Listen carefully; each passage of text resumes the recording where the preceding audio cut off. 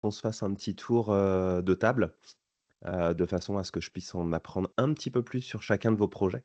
Je vais prendre quelques notes, comme ça me permettra d'avoir ça sous les yeux, si jamais j'ai des questions ou des points en particulier. Le but du jeu, ça va être de vous apporter un maximum de réponses aux questions que vous avez, de vous amener aussi à réfléchir à certains points auxquels vous auriez peut-être pas encore pensé aujourd'hui. Et puis, bah, si je peux, vous donner des astuces ou des stratégies, que vous puissiez les mettre en place pour faire progresser vos projets de la meilleure façon possible. Donc, je vous laisse, débloquer votre micro pour ceux qui peuvent et je vous écoute, comme ça vous vous présentez au reste du groupe. Je ne sais pas si vous connaissez déjà les uns les autres, mais sinon au moins, de refaire un petit tour sur, quels sont, vos projets respectifs, où est-ce que vous en êtes et quelles seraient les questions peut-être principales que vous auriez en tête et une fois qu'on aura fait le tour, je ferai une petite présentation de qui je suis en 1 minute top chrono, histoire qu'on prenne pas trop de temps là-dessus. Donc, celui ou celle qui veut se lancer en premier, je Ouais. vous écoute. Bon. Moi, j'aimerais bien commencer du coup.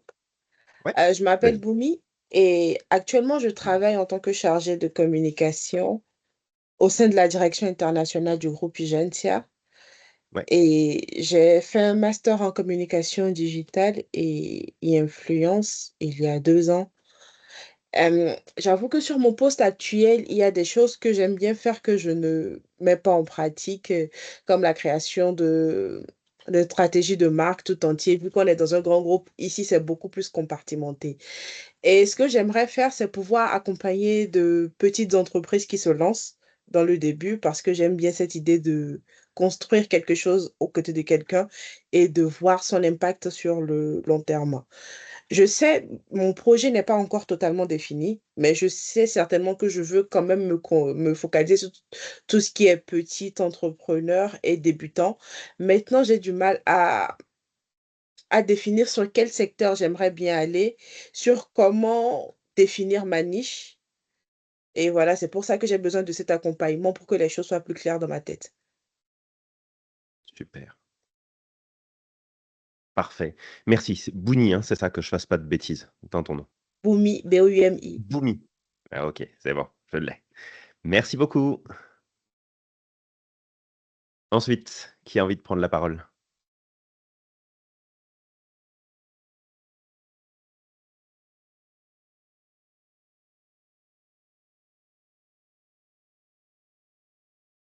OK, je sais pas si c'est OK, vous Ouais, m'entendez, ouais? ouais, c'est bon, on t'entend. OK, très bon. Du coup, moi, c'est Evan. Je suis actuellement en master chef de projet informatique, à l'IPI, à Toulouse. Moi, dans le but là, j'ai envie de me lancer en freelance, dans de la production photo et vidéo. Voilà et donc bah, aujourd'hui là, je venais prendre quelques infos pour enfin pour, définir les prix surtout, parce que j'ai du mal à mettre des prix sur mes prestations. OK, Voilà. parfait. On va s'occuper de ça aussi. Je te remercie Evan. Je peux y aller.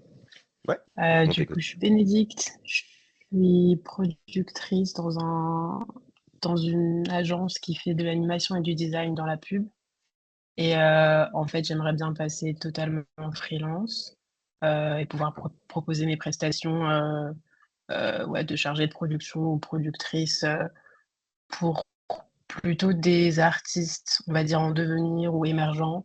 Parce que, voilà, donc j'essaie de voir comment je peux faire ça et comment je peux développer, un réseau et une marque intéressante qui fait envie.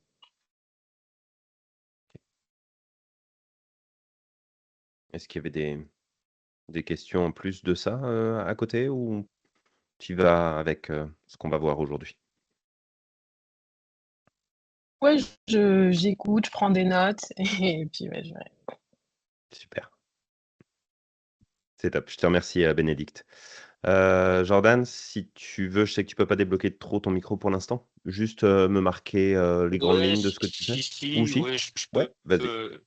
vas-y. Alors, je sais pas si tu m'entends bien. Ouais, c'est bon.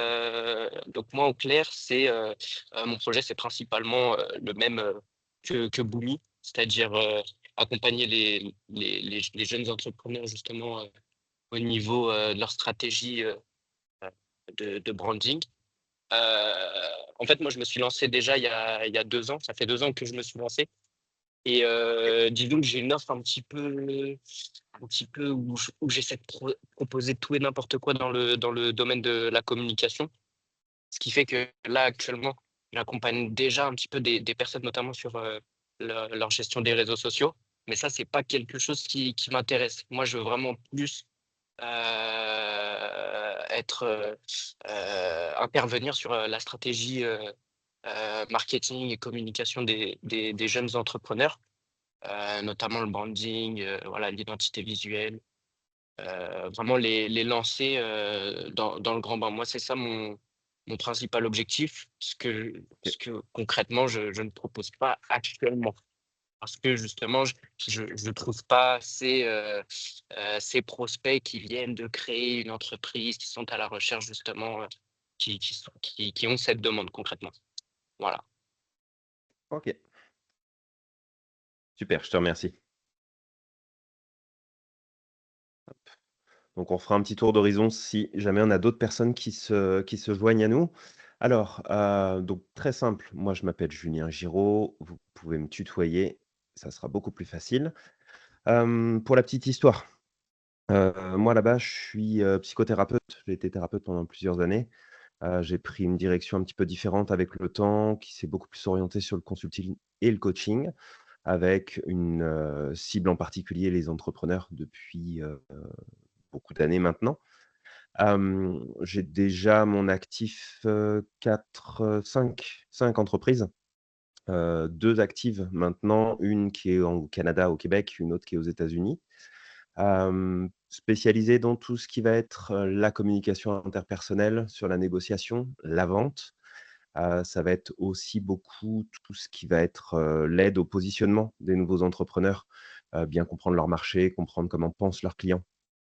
Comment leur parler, comment choisir les bons termes, comment choisir la bonne approche. Donc hésitez pas à me poser un max de questions sur tous ces domaines-là. Sentez-vous libre s'il y a des points sur lesquels vous voulez qu'on rentre un petit peu plus dans le détail. Sur ce qui a été prévu, en tout cas, dans les grandes lignes pour aujourd'hui, c'était le développement de portefeuille client, savoir négocier, poser son taux horaire, voir c'est quoi les phases de négociation, si on doit plus rentrer dans le détail là-dessus. Et puis travailler aussi un peu outils, posture de communication, dans justement les phases de négo, que ce soit avec des fournisseurs ou avec des clients. Donc on va essayer de se concentrer là-dessus. Si jamais vous avez d'autres questions qui touchent d'autres domaines de votre projet entrepreneurial, n'hésitez pas. Si j'ai pas de réponse, je vous le dirai tout de suite. Si j'en ai à vous donner, bah, à ce moment-là, je vous partagerai, mais je vous préciserai toujours si jamais c'est pas un domaine d'expertise. Voilà, je vous partagerai ce que j'en pense, ce que j'en sais, ce que j'ai pu vivre moi de mon côté là-dessus. Mais je vous inviterai quand même à aller chercher d'autres informations pour, confirmer ou tout simplement avoir, un écho différent. Parce qu'il y a pas de réponse, absolue en entrepreneuriat. Sinon ça se saurait, on suivrait tous le même mode opératoire et ça fonctionnerait pour tout le monde. Donc voilà, on va essayer de garder ça en tête, tout du long. Est-ce que, c'est bon pour tout le monde? Ouais? Super. Alors, est-ce qu'on commence, dans l'ordre? Et si jamais, comme ça, il y a des questions qui ressortent, on pourra, faire un petit écart. Boumi, c'est OK pour qu'on commence avec toi? Ouais? OK, ça Donc marche. je reprends, tu es chargé de com, tu bien la création de stratégie, de Oui, marque, surtout oui, avoir une oui, vision d'ensemble, ce que tu as pas oui, beaucoup aujourd'hui, là où tu es. Parce que c'est un gros groupe, donc c'est pour ça que tu vises, oui, les personnes qui se lancent ou les petites oui, entreprises. oui. Pour un petit détail, Tu j'ai pas mal Oui, d'amis dans mon entourage et qui se lancent dans des projets et qui me demandent souvent mon avis. OK, Actuellement, je le fais à titre bénévole parce que vu que je ne suis pas encore formée au freelance, à toute la partie administrative, j'aimerais pas mal faire les choses. Et j'avoue que vu que j'ai pas encore fait cette étape, j'ai du mal à formaliser les choses avec eux. Je le fais que bénévolement quand j'ai le temps, histoire aussi de d'accord. prendre un peu la main avec la relation client et vu que ce sont mes amis, je pense que si je ne charge pas aussi, j'ai une marge d'erreur aussi, un Mmh. gré qui peut être toléré. C'est ce que je fais actuellement en attendant de me former. Et vu que c'est des personnes, j'ai 2 3 amis qui sont dans des domaines totalement différents. J'ai une personne qui est en train de lancer une application de mise en relation de voyageurs pour des transports de colis, une autre Mmh. personne qui, elle, lance un salon de coiffure, rien à voir, et une autre personne carrément qui est dans la musique. Je leur donne mes avis sur leurs projets, mais voilà, c'est des... Moi, j'aimerais bien me spécialiser dans une niche, mais je n'arrive pas encore à me décider laquelle, quelle direction prendre. OK. Est-ce qu'il y a une, merci pour ce partage-là. Est-ce qu'il y a une raison particulière pour laquelle tu souhaites te nicher, justement? Parce que je pense qu'en me nichant dans un secteur, j'aurai plus d'expérience. Avec le Mmh. temps, je vais avoir les bons réflexes parce que je connais déjà le secteur. Je connaîtrai les bonnes manières, la bonne démarche à suivre plutôt que de m'éparpiller. C'est comme ça que je vois OK. les choses. Après, ça se trouve, je me trompe et que dans quelque temps, je vais Mmh. changer d'avis, mais c'est comme ça que je vois les choses pour le moment. Bah, je pense, je crois, en tout cas que c'est une bonne approche. Trop se diversifier, surtout au départ, au démarrage, c'est très compliqué parce que ça t'oblige à penser à plein de choses différentes, à parler un langage différent à chaque fois, à te réajuster à chaque fois. C'est beaucoup de temps, beaucoup d'énergie, puis ça amène rarement des bons résultats. Donc c'est une excellente chose que de vouloir te nicher. Sur ce que tu as déjà testé jusque-là, hem, qu'est-ce qui qu'est-ce qui t'a peut-être plu sur les domaines où tu as pu intervenir, les sujets, où tu as pu donner des conseils, où tu as pu accompagner, ne serait-ce qu'en partie, finalement, tes amis, les personnes qui t'entourent? Est-ce que tu as déjà Hem goûté à une niche qui t'intéresse ou pas encore? Hem, Après oui, les projets sont plus intéressants les uns que les autres. Après c'est des choses qui sont venues à moi, c'est pas des choses que j'ai choisies parce que mes amis font les choses qui leur plaisent et ils me demandent leur avis. C'est pas des choses que j'ai choisies, c'est pas des clients que je suis allée chercher. Donc je saurais pas dire si est-ce qu'il y a encore autre chose, mais je peux dire Mmh. que le truc pour lequel je suis le plus fière de moi actuellement, c'est mon ami qui lançait son application de mise en relation de voyageurs. Le truc, c'est qu'en Afrique et sa clientèle principale est la diaspora africaine. On n'a pas beaucoup de services de transport. La poste, elle n'est pas très efficiente. Et lui, il Mmh. voulait mettre en place une application, un des voyageurs qui peut transporter des colis pour des personnes qui voyagent en Afrique. Et Ouais. lorsqu'il définissait son plan de marque, je l'ai aidé à mieux cibler ses concurrents. Parce que à Mmh. la base, lui il disait que ses concurrents, c'est DHL, c'est La Poste. Et je lui ai dit que lui n'est pas un logisticien, qu'il a une application de mise en relation. Actuellement, ce que la plupart des personnes vont faire quand ils vont vouloir envoyer des colis en Afrique, c'est demander, c'est de bouche à oreille, demander à son entourage, est-ce que tu connais quelqu'un qui voyage? Et je lui ai dit que c'est ces personnes tes vrais concurrents. Le but, c'est Mmh. que toi, les personnes, au lieu de demander à leur entourage, est-ce que tu connais X, Y, Z qui voyage, que le réflexe soit de prendre leur téléphone et de Tout à fait, ouais. chercher sur ton application à toi. Donc, moi, je pense que le DHL, La Poste, FedEx, ce ne sont pas tes concurrents. Et ça lui a Mmh. fait un vrai déclic qui a fait qu'il a changé toute sa stratégie. Et ça, j'étais assez contente de moi. Mmh. Et voilà, c'est cet impact que j'ai envie d'avoir dans la vie d'autres personnes. OK. OK, OK. Hem, ce qui me vient sur justement cette notion de niche que tu cherches et ça, c'est valable pour tout le monde, c'est qu'il y a vraiment plein de façons de le voir. La niche, ça peut être un domaine particulier dans lequel tu as envie d'intervenir. Imaginons, tu veux intervenir auprès de compagnies qui sont dans la mode, dans le textile. Fait que là, tu te dis: «OK, je me niche sur cette partie-là». Ce niveau de niche, il peut être intéressant, mais à mon sens, il est un petit peu trop vaste, un petit peu trop grand. Donc tu peux toujours descendre, te dire: «OK, bah, je veux m'intéresser, à la mode, au textile, mais qui s'adresse à telle population, puis qui offre tel style et ceci et cela». Donc ça, c'est, si tu veux, une niche qui va se mettre en place pour toi, qui va quand même être générique mais ciblée. Et là, ce que tu donnes finalement comme exemple, ça peut être une niche en tant que telle.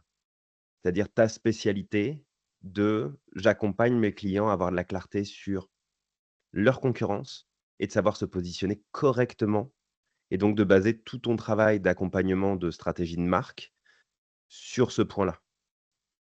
Et à ce moment-là, tu es plus dans, bah, je suis, dans la bouffe, dans le textile, dans le sport, dans les jeux vidéo, dans ceci ou dans cela.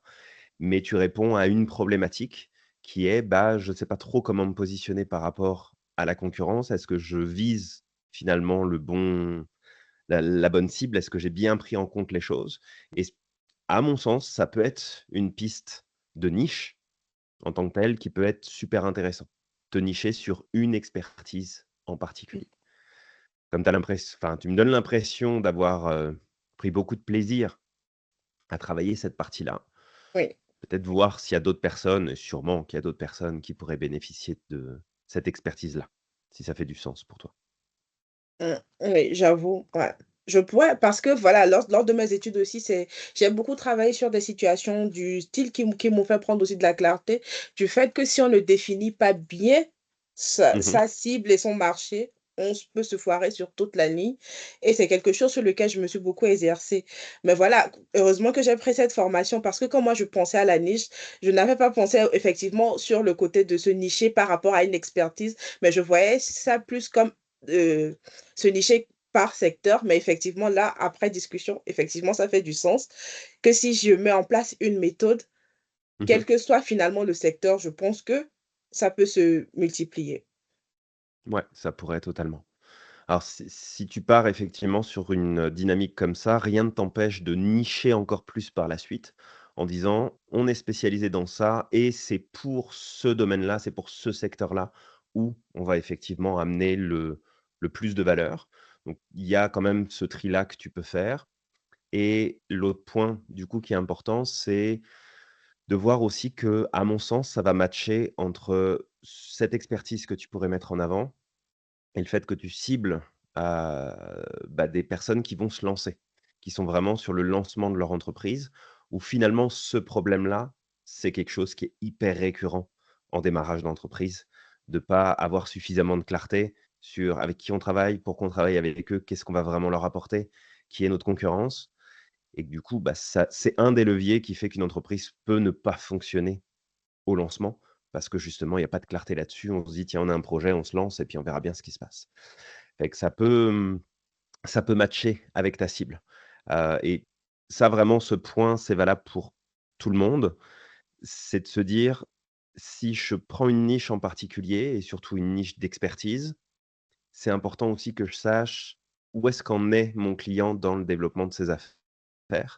Ce qui va me dire à quel stade je le prends? Est-ce qu'il est installé depuis, 50 ans et il veut aller plus loin? Est-ce qu'il vient de s'installer il y a une semaine et il a envie que ça fonctionne? Est-ce que ça fait déjà 2-3 ans qu'il roule, mais il va pas aussi loin qu'il voudrait? De savoir où est-ce qu'il est sur sa courbe de progression en termes d'entrepreneur et de développement d'entreprise et voir si ça match avec le positionnement que vous prenez en termes de niche. Ça va être important. Est-ce que c'est bon pour toi, Oui, vraiment parfait. Moumoussa? Merci beaucoup. Ouais, Ouais, ouais. super. Est-ce que tu avais d'autres points, des questions, d'autres éléments que tu avais envie d'amener? Par rapport à fixer cet taux horaire, ça aussi, j'avoue que je ne sais pas par où commencer, mais je pense que ça rejoint la problématique des autres et qu'on va l'aborder plus tard. Ouais, tout à fait. Super. Fait que si tu as d'autres questions entre-temps, de pas hésiter. OK, ça marche, merci. Salut Isabelle, bienvenue. Je te laisse te présenter, rapidement, comme ça j'en sais un peu plus sur ton projet et puis on peut continuer d'avancer. Bonjour, Salut. donc Isabelle, quoi dire? C'est surtout mon projet, j'imagine. Moi, je Mmh. suis dans le domaine de la musique. OK. Je suis musicienne intervenante et donc je peux intervenir dans plein d'endroits différents, des écoles maternelles, primaires, des écoles de musique, des chorales, des petits projets un peu plus courts. Et donc là, je travaille actuellement, j'ai un contrat avec une association et avec une école de musique, mais j'ai aussi une école qui ne pouvait m'avoir autrement qu'en auto-entrepreneur. Mmh. Et donc c'est aussi une manière, où on est embauché et voilà pourquoi je suis ici. OK. Est-ce qu'il y avait des questions en particulier, des points, que tu avais envie qu'on aborde aujourd'hui? Comme ça je me les note et je m'assure que, je loupe rien. Mmh, par rapport au thème d'aujourd'hui, heu, oui, je pense que c'est surtout être juste dans son taux horaire, enfin que ce soit suffisant. ne pas se faire avoir aussi, parce que j'ai l'impression Mmh. que c'est un peu facile Ouais, et des petites, pistes pour, justement justifier, son choix, quoi. Parce OK. que parfois on nous dit non et avec des raisons qui peuvent être valables et moi je me trouve sans trop des justifications à donner, alors que ce serait juste, ce que je demande peut-être. Parfait. Ça, Voilà, c'est c'est ce noté. qui m'est bien. On va revenir là-dessus, tout à l'heure. Super. Je te remercie, Isabelle. Merci. Evan, si c'est bon pour toi? Ouais, bah après, moi, c'était plus par rapport à définir son prix en fonction bah, des Ouais. prestats, mais je sais pas si on va l'aborder justement dans la session.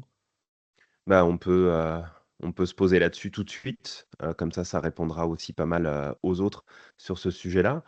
Hem, fait là, tu me disais vouloir te lancer en freelance, c'est pas encore fait, hein, c'est ça? C'est ça. OK. C- Est-ce que tu as accompli quand même quelques missions à droite, à gauche pour tester un petit peu ou ça va vraiment être une découverte pour toi? Ouais, mais en fait, c'était plus dans le même cas que Boomy, où je suis en train de me former justement sur tout ce qui est photo, vidéo, etc. Et OK. du coup, donc j'ai déjà fait des shootings photos, j'ai déjà fait des vidéos avec des montages, j'ai même fait un documentaire, donc en termes d'expérience, je commence à en avoir, mais je suis encore en formation. Et j'ai OK. du mal à me positionner en fonction des concurrents, en fait. Je sais pas s'il faut que je me mette un petit peu plus bas parce que ben, j'ai pas forcément cette formation-là que les autres Mmh. ont, certainement, ou au contraire me mettre à niveau égal. Enfin, voilà, je sais pas encore trop comment me positionner au niveau des prix, quoi. OK. Bon, du coup, c'est une super question que tu poses là parce que ça va vraiment s'appliquer pour tout le monde. Hem, Ne vous mettez jamais en dessous du prix du marché. Mais jamais, jamais, jamais, jamais. L'excuse de: «J'ai pas beaucoup d'expérience, j'ai pas eu beaucoup de clients, j'ai pas eu de ceci, j'ai pas eu de cela». En fait, on a un biais qui est souvent présent, c'est de se dire: «Bah, si je suis moins cher, ça va me permettre de trouver des clients parce que les gens vont venir travailler avec moi». Vous le marquez en gros sur le mur en face de votre bureau, s'il faut, ça n'est jamais une question de prix. D'accord? Retenez bien ça, ça n'est jamais une question de prix. C'est avant tout une question de valeur perçue de ce que vous allez offrir et du niveau de correspondance entre ce que vous offrez et la situation que votre client potentiel traverse en termes de qu'est-ce qu'il veut comme résultat? Qu'est-ce qu'il veut changer? Qu'est-ce qu'il veut régler comme problème? Qu'est-ce qu'il veut régler comme situation qui est vraiment dérangeante pour lui? Que ce soit vraiment de la résolution de problèmes ou de la progression dans ses résultats. C'est surtout ça qui est important. Fait que si jamais tu dois te lancer demain, puis c'est valide pour tout le monde, ne mets pas des prix en dessous du marché en te justifiant que, bah, parce que je commence, du coup, je vais facturer moins cher.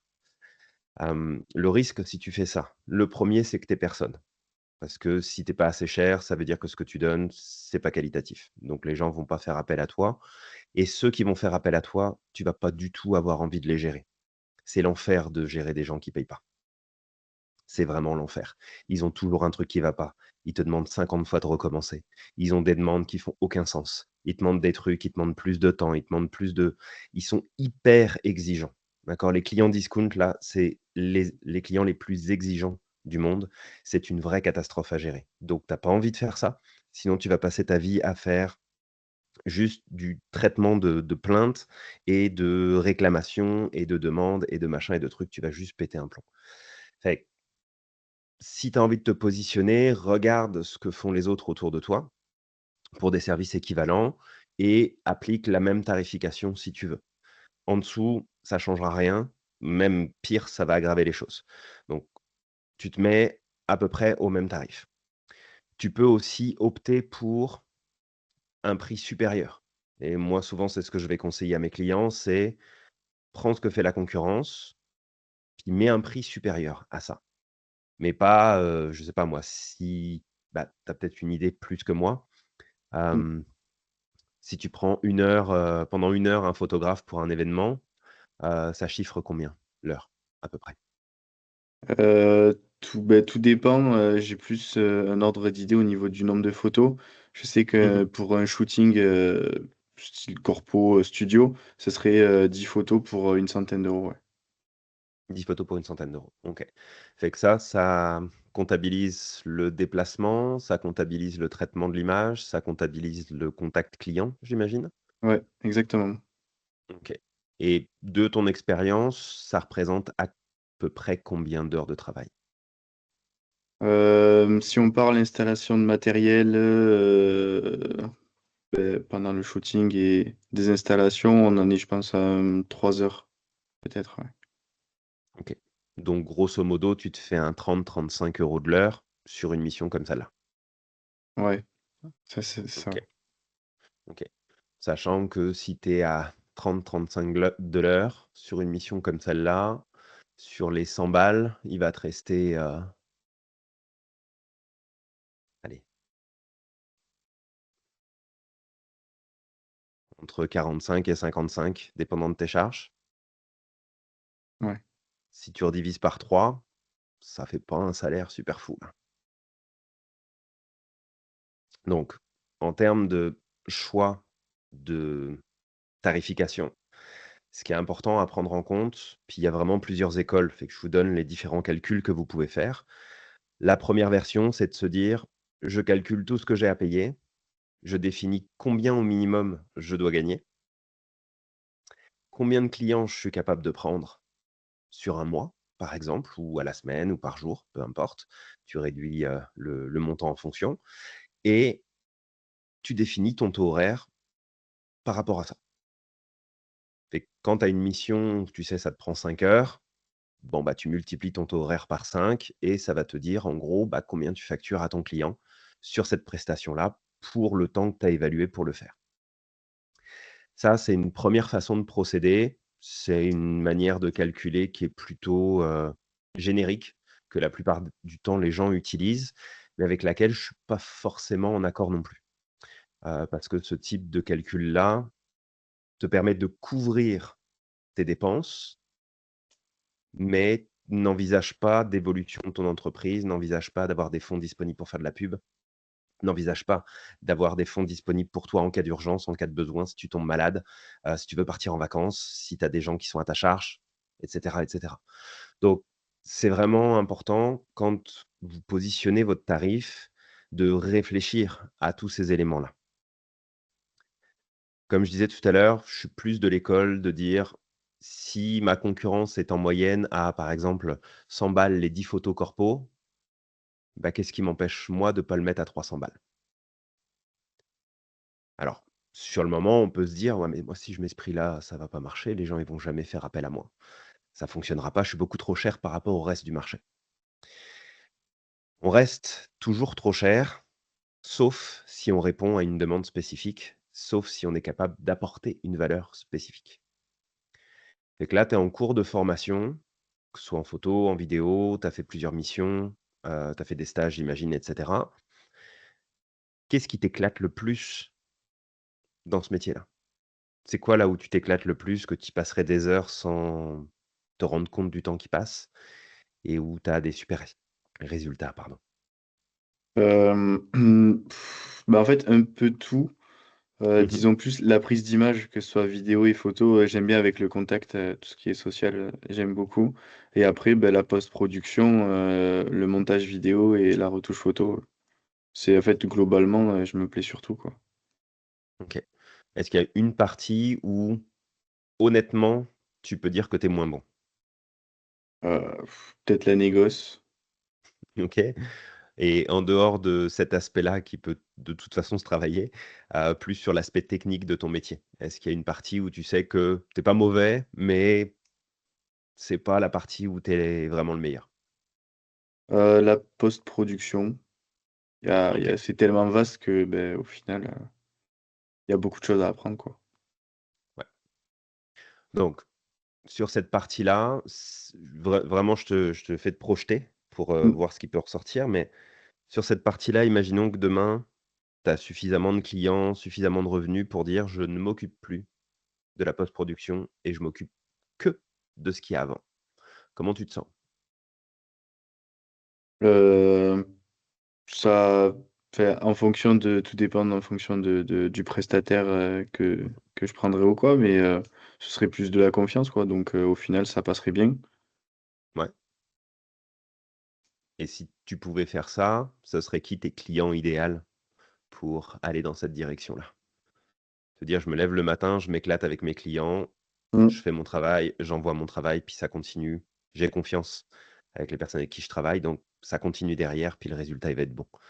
Tu as envie de travailler avec qui comme client? Pour l'instant, ce serait particulier, ouais, du particulier. Après, pourquoi pas ouvrir justement sur du professionnel. Mmh. Et peut-être dans ce cas-là, comme tu disais, si tu augmentes le prix, ben, étant donné que c'est du professionnel, peut-être que ça passerait beaucoup plus facilement. OK. Rappelle-toi de ce que les gens sont prêts à payer pour leur mariage. Ça te Ouais, donnera une idée de combien ils sont prêts à dépenser même pour du perso. ouais, c'est vrai, c'est Fait vrai. OK. Fait que je t'emmène sur cette réflexion-là si tu veux parce que, hem, souvent en tant que freelance, un des pièges dans lequel on tombe, c'est de vouloir s'occuper de tout, tout le temps et trop longtemps. Et ça, c'est un frein qui est quand même assez conséquent dans le développement de votre activité et dans le développement de vos revenus et ça peut vraiment être très, très compliqué, de tenir sur la durée.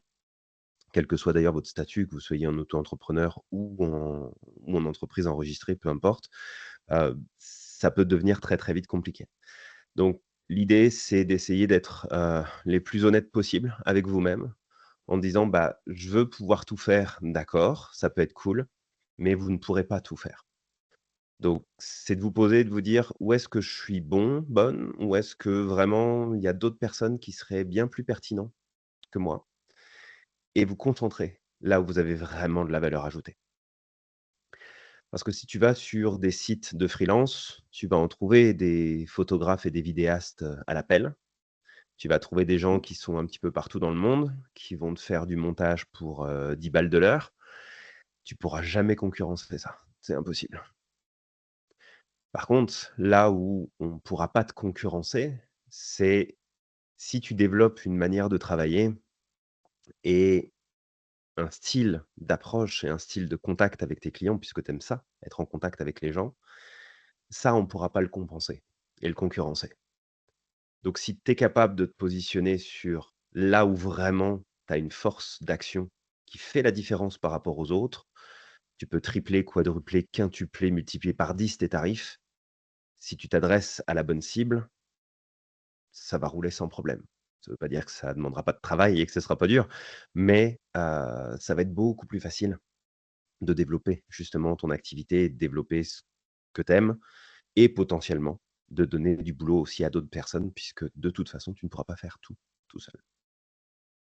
Mm. Ok. Est-ce que ça fait du sens, ce que je te Ouais, donne là? Ouais. complètement. C'est vrai que ben, forcément, quand on parle d'entrepreneuriat, enfin, moi, je n'avais pas forcément passé à la délégation, en fait. Pour Mmh. moi, ben, c'est tout faire de A à Z, mais oui, ça a complètement du sens. Ouais, ouais. Mm. C'est une, c'est un élément auquel on pense pas beaucoup, surtout quand on est en solopreneur. Le truc, c'est que c'est ce qui va, oui, te coûter de l'argent, mais c'est ce qui va pérenniser aussi ton activité.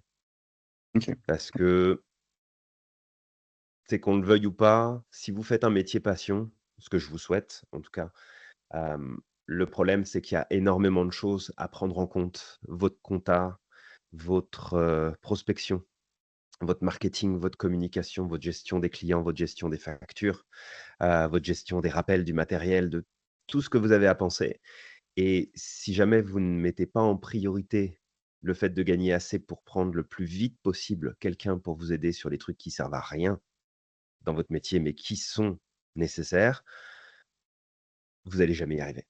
Parce que vous allez passer votre vie à traiter des trucs que vous aimez pas, ça va vous dégoûter et soit vous allez vous planter, soit vous allez être dans 10 ans frustré et agacé parce que, vous ne faites pas ce que vous auriez voulu faire au départ. Donc soyez, hyper exigeants là-dessus, mais pour pouvoir y arriver, faut que vous fassiez du chiffre. Ça, il y aura pas de négociation possible là-dessus.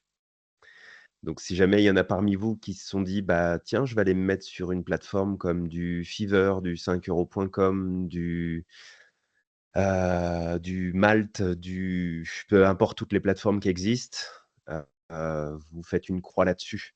Parce que les seules personnes à qui vous rapportez de l'argent, c'est pas vous. Donc faites attention à ça. Ça va, ça fait du sens pour tout le monde, ça? Ouais. Ouais? Mm. Fait que si tu devais te donner, là, comme ça, Evan, une tarification de ton heure de travail, peu importe après ce que tu accomplis derrière, qui est suffisamment confortable pour toi pour te dire: «Ça va être cool, je vais pouvoir avancer dans ma job» et en même temps que ça te stresse suffisamment pour te dire: «Oh là, va falloir que je convainc mes clients que c'est une bonne idée de me payer à ce prix-là». Ça serait quoi pour toi la target là-dessus? Ça dépendrait après du service parce que bah, Mmh. typiquement sur un shooting photo, je pense que ce sera pas forcément les mêmes tarifs que sur de la vidéo, si tu fais sur un Ouais, documentaire tout ou à fait. quoi.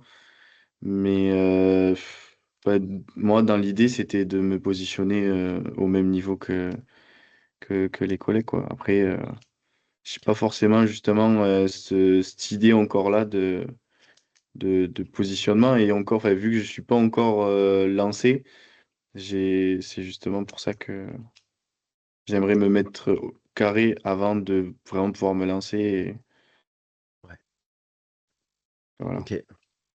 Quand tu dis te mettre au carré, c'est, bien te former à fond, maîtriser tes outils ou Mmh, non, plus en termes, enfin, me former, je sais que de toute façon, ça va venir au fur et à mesure du temps. ouais, Juste être carré sur, l'aspect de ma micro-entreprise, quoi. Que du coup, je connais mes tarifs, je sais pourquoi, voilà, que ce soit que ça ait du sens, surtout pour moi. C'est ce qui est OK, encore un peu flou pour moi, actuellement. OK, OK. Une chose qui peut être, intéressante avant même que tu crées ton entreprise, parce que tu as pas le fisc qui va débarquer chez toi demain parce que tu as fait 50 balles, en faisant une mission comme ça à côté. Fait que ça serait de te créer une première offre, de faire ce qu'on appelle un MVP, donc quelque chose que tu es capable de produire, même si c'est pas parfait, même si c'est pas hyper précis, mais que tu puisses commencer à te challenger, justement, sur tes propositions de services, soit à un tarif équivalent à ceux des pros qui sont déjà sur le marché, soit de te tester sur un prix légèrement supérieur et aussi étrange que ça peut paraître, il y a une limite, bien évidemment, mais on a toujours plus de clients quand on est plus cher que la concurrence. C'est paradoxal, Mmh. mais on a souvent plus de clients et surtout plus qualitatifs. Fait que si tu as envie de te tester et de voir où est-ce que tu te sens confortable, de voir les résultats que ça amène et que tu es capable de produire aussi derrière si jamais tu factures, hem, peut-être commencer avant de commencer pour voir ce que ça donne. OK. Comme ça va te permettre d'être un peu plus à l'aise avec la question et ça t'évitera d'être dans le stress de ce point-là quand tu te seras lancé. Vraiment. Ouais. Tu vas gagner un petit peu de terrain là-dessus, c'est toujours bon à prendre. OK. Ouais, ouais, je vois. Super. Bon, Est-ce bah, c'est que top. du coup ça répond à ta question? Est-ce que tu avais Ouais. d'autres choses qui te venaient en tête? Non, non, c'est ouais, ça a vraiment éclairci, Ouais, mes doutes, ouais. super, c'est Bon, cool. mais top. Merci beaucoup. Merci Evan. Bénédicte, ça serait à ton tour. Est-ce que, c'est bon pour toi? Ouais. Oui. Donc là, tu me disais, que tu voudrais passer donc totalement en freelance. Tu l'es déjà en partie ou c'est vraiment quelque chose qui va démarrer, de zéro? Alors j'ai le statut depuis plusieurs années même, OK, mais je l'utilise pas, enfin en tout cas plus trop, puisque maintenant je suis en temps plein, je suis salariée et d'accord. donc ouais, j'ai déjà eu l'occasion de travailler notamment pour une compagnie de danse où, je les aidais en tant que chargée de production, OK, mais ouais, je le fais plus depuis un petit moment là. OK. Donc là, ça serait de préparer le terrain, si je comprends bien, pour que tu puisses quitter le salariat et que tu sois totalement indépendante avec ton activité en freelance. C'est ça. OK, OK, OK. Fait que ta cible, c'est les artistes en devenir ou ceux qui sont émergents et la Mhm. problématique que tu amenais, donc c'était de développer un réseau et une marque qui était pertinente par rapport justement à ton offre. C'est ça? C'est ça. OK, OK. Qu'est-ce qui te fait choisir, les artistes en devenir ou les artistes émergents justement dans cette dynamique-là? Euh, je pense que c'est ceux qui ont le plus besoin. C'est hyper difficile de mettre à jour un projet, enfin de sortir un projet, peu importe le domaine, je trouve, dès qu'il Mmh. s'agit de quelque chose d'artistique ou de créatif. Et donc forcément, quelqu'un qui a jamais fait ça ou qui est à ses débuts, c'est encore plus difficile. Il y a plein de choses qu'on connaît pas, plein de démarches à faire, de petites astuces, hem, voilà, qui peuvent être bien de connaître. Et du coup, j'aimerais bien aider ces gens-là pour qu'il y ait plus de projets qui puissent sortir, en fait. OK. OK, OK, OK. Fait que pour pas que je fasse de confusion, là, par rapport à ton positionnement, tes clients seraient pas les artistes. Tes clients seraient les producteurs d'artistes. Ce serait avec eux que tu ferais, ou toi-même Ça tu dépend produirais parce les qu'il y a pas artistes. mal de gens qui Mmh mh. Mmh mh, mmh. Ouais, c'est ça, pas mal d'artistes indépendants aussi. Donc enfin et puis ce que j'entends par productrice, enfin du coup, ouais, c'est plus chargé de production, en France. C'est Mmh. plus, aider sur la question logistique, le planning ou budgéter, un projet ou ce genre de choses. Heu, OK, OK. Fait que de ce que tu connais de ce milieu-là, si tu l'as choisi, j'imagine que, bon, c'est un milieu qui t'intéresse, mais que tu dois certainement t'y intéresser depuis un petit moment. Hem, de ce que tu sais sur les artistes qui sont en devenir, qui sont émergents, est-ce que cette problématique qui est concrète, hein, objective, est-ce que c'est une problématique qui est consciente chez eux? Est-ce que ta cible est au courant qu'ils ont ce problème-là et qu'ils doivent chercher du soutien, de l'aide, un service sur ce sujet-là?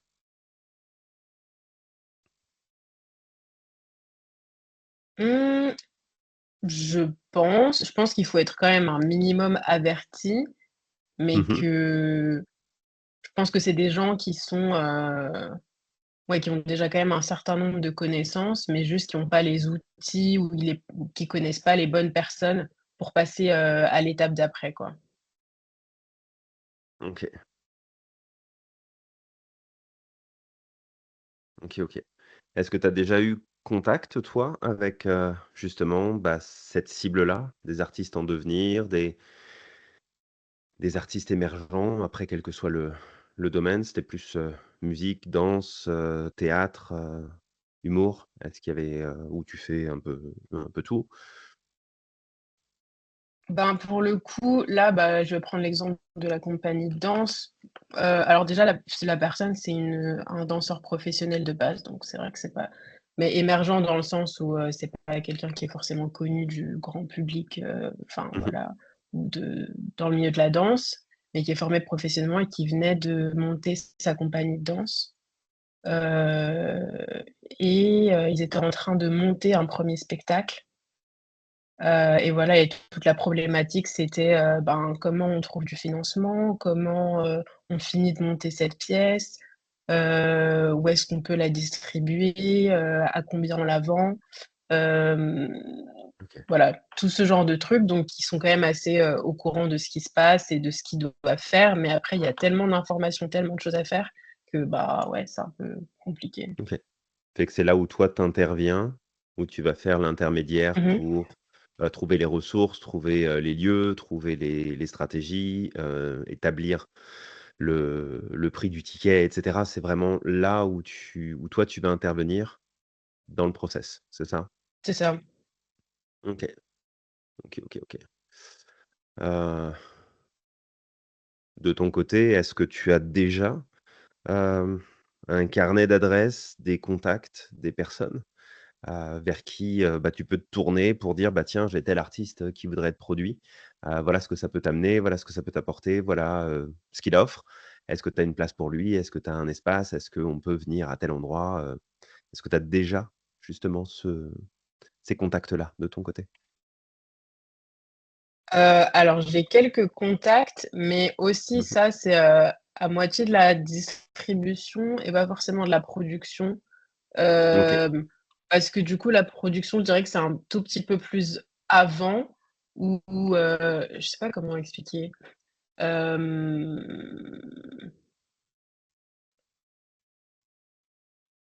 c'est ouais, c'est peut-être juste avoir tous les documents et toutes les informations en main sur son projet, enfin pour l'artiste, pour Mmh. pouvoir justement, le faire sortir. Donc par exemple, moi je m'occuperai pas forcément de la distribution et de chercher des endroits, Mmh. pour que ça se passe, bien que je l'ai fait dans le passé. OK. Mais ce serait plus de dire: «Ben voilà, avec, la pièce que tu as maintenant, tu as tant de personnes, enfin tant de danseurs dans cette pièce, tu as besoin de tant de décors, voilà les coûts, de cette pièce et bah, en fonction du marché, en fonction de tous ces trucs, voilà à combien tu peux la vendre ta pièce». Hem, voilà OK. et après bon, je peux faire du démarchage et en fonction, de différentes choses, qui pourraient être intéressés d'acheter cette pièce, mais ouais, tout ce qui est distribution vraiment, c'est pas forcément quelque chose que j'ai envie de faire ou qui m'intéresse. OK. OK, OK, je comprends. Ta rémunération se base sur quoi dans ce domaine-là? Est-ce que c'est un forfait que tu fais Heu, payer? Est-ce que c'est sur du résultat que tu es payé? On est comment? Là, je le faisais à l'heure, Mmh. voilà. Ouais, après ça bah, ouais, pour l'instant, je le faisais à l'heure, mais c'est vrai que j'avais envie de proposer peut-être des formules, mais ouais, ça reste une idée. Hem OK. Puisque c'est vrai qu'en fonction du projet, en fonction de ce que les gens veulent aussi, parfois, ouais, il y a besoin d'un soutien plus ou moins, important. Mmh. Hem, donc voilà. OK. Fait que si demain, tu dois rencontrer un artiste ou une artiste d'ailleurs, et que tu veux lui présenter, tes services, qu'est-ce que tu lui dis exactement? Est-ce que tu as de la clarté sur ce que tu lui présentes? Hem, Ben, ouais, enfin, tout dépend de l'artiste. Mmh. Je pense que ouais, bah, là, on va dire plus facilement pour moi, comme je travaille dans l'animation, si, demain on a un client qui vient, qui nous dit: «On a besoin, d'une vidéo, pour un nouveau produit qu'on va sortir».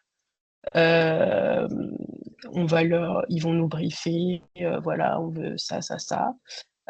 Et nous, on va voir quelle team, serait intéressante. Parfois, on va embaucher des freelanceurs pour faire le Mmh. travail. Parfois, on a des personnes qui sont, dans la boîte qui peuvent aussi faire OK. et puis, ben, on va chiffrer, en fait. OK, ce genre de projet, il va prendre tant de temps, on a besoin de tant de personnes, hem et on va avoir un budget qu'on va proposer aux clients et s'ils sont d'accord avec ça et ben, on continue et après on s'occupe du au jour le jour, du management, du projet jusqu'à ce qu'on arrive à la fin.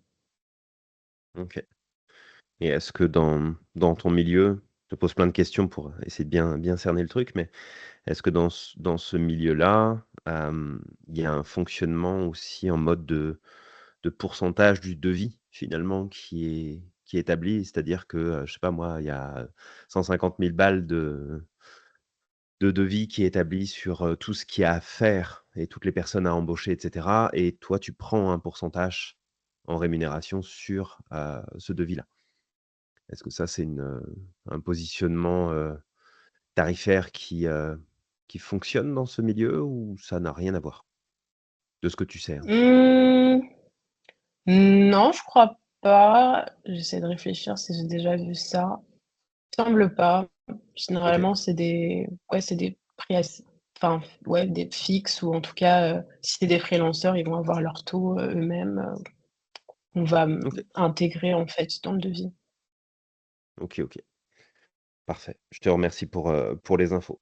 Fait que la question que tu avais du coup, tout à l'heure, maintenant que j'y vois un peu plus clair, c'était, comment développer ton réseau, c'est ça? Puis faire une Mmh marque mh. Mmh. pertinente.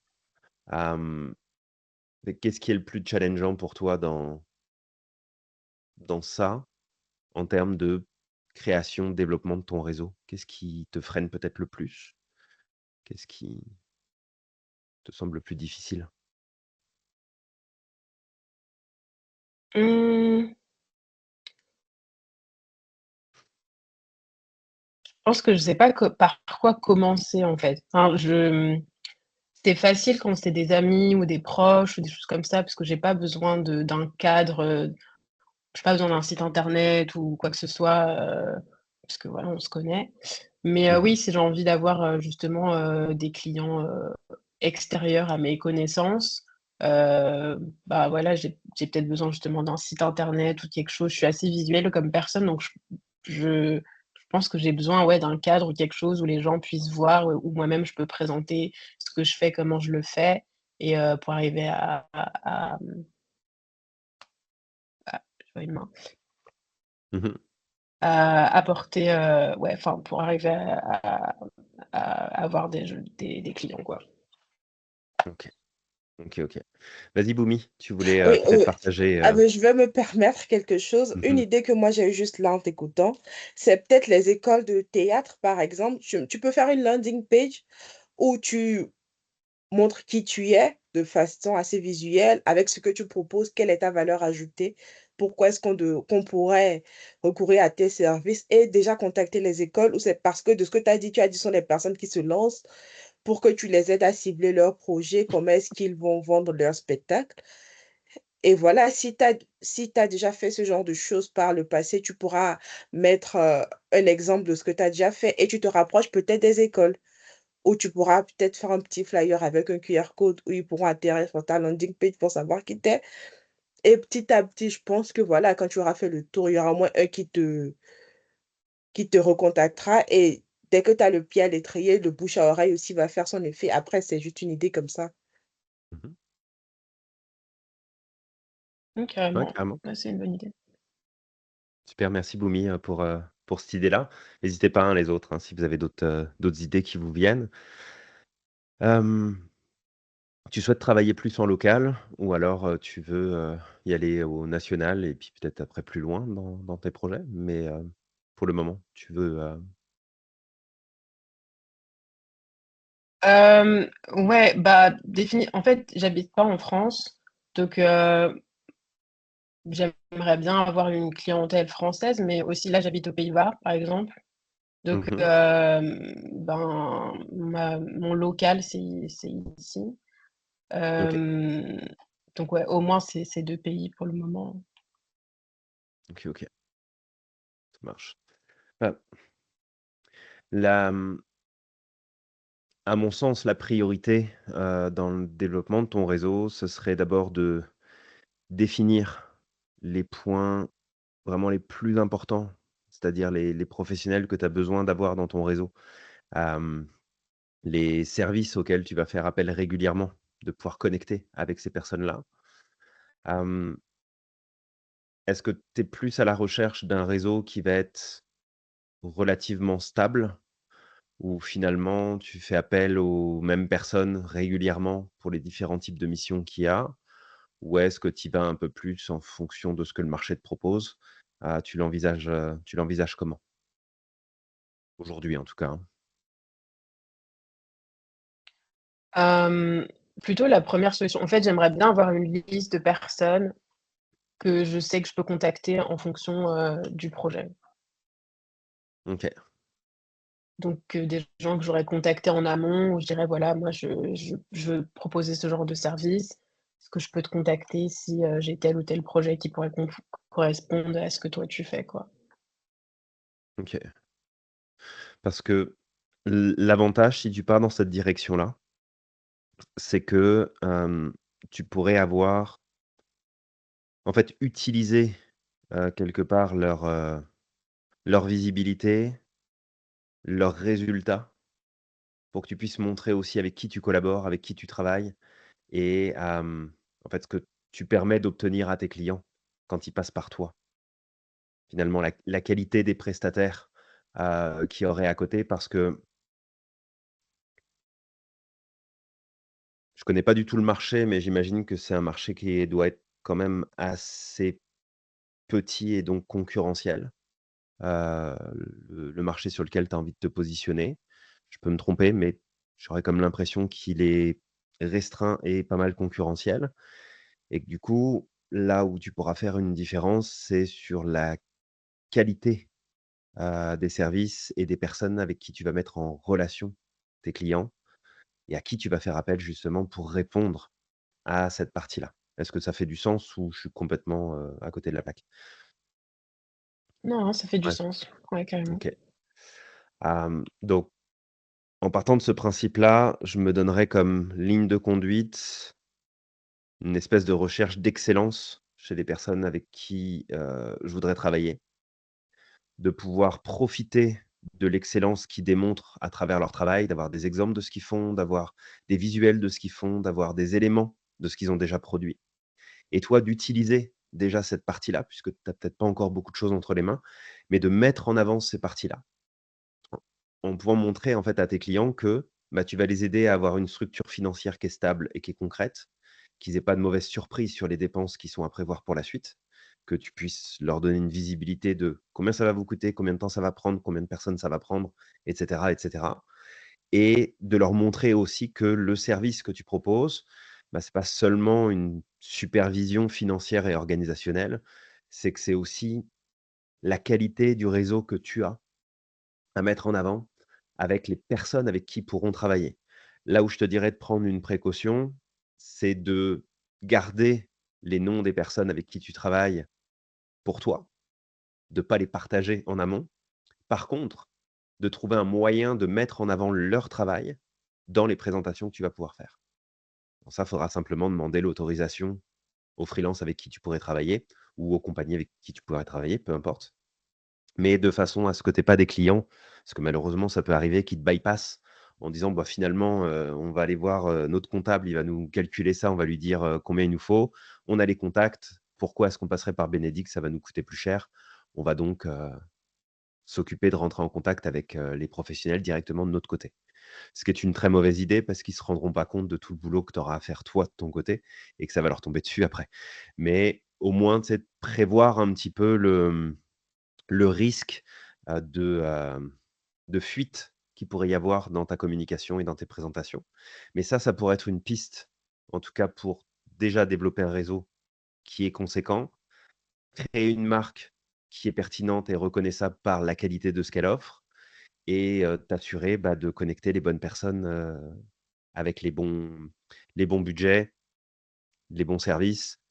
Le point sûrement qui viendra dans le processus, c'est qu'il va falloir que tu fasses des choix peut-être plus stratégiques en termes de clients que tu cibles, heu, parce que pour avoir des prestataires de qualité, tu pourras pas leur proposer des petites missions, qui rapportent pas grand-chose. Fait que ça sera aussi gagnant-gagnant pour tout le monde là, j'imagine. OK. Est-ce que ça te Ouais, donne, ça fait sens. des pistes? Ouais? OK, Ça donne des pistes carrément. Merci. super, avec plaisir. Est-ce que tu avais d'autres, points qui te venaient en tête, d'autres questions? Est-ce qu'on était bon avec ça? Oui, je pense pour l'instant, on est bon.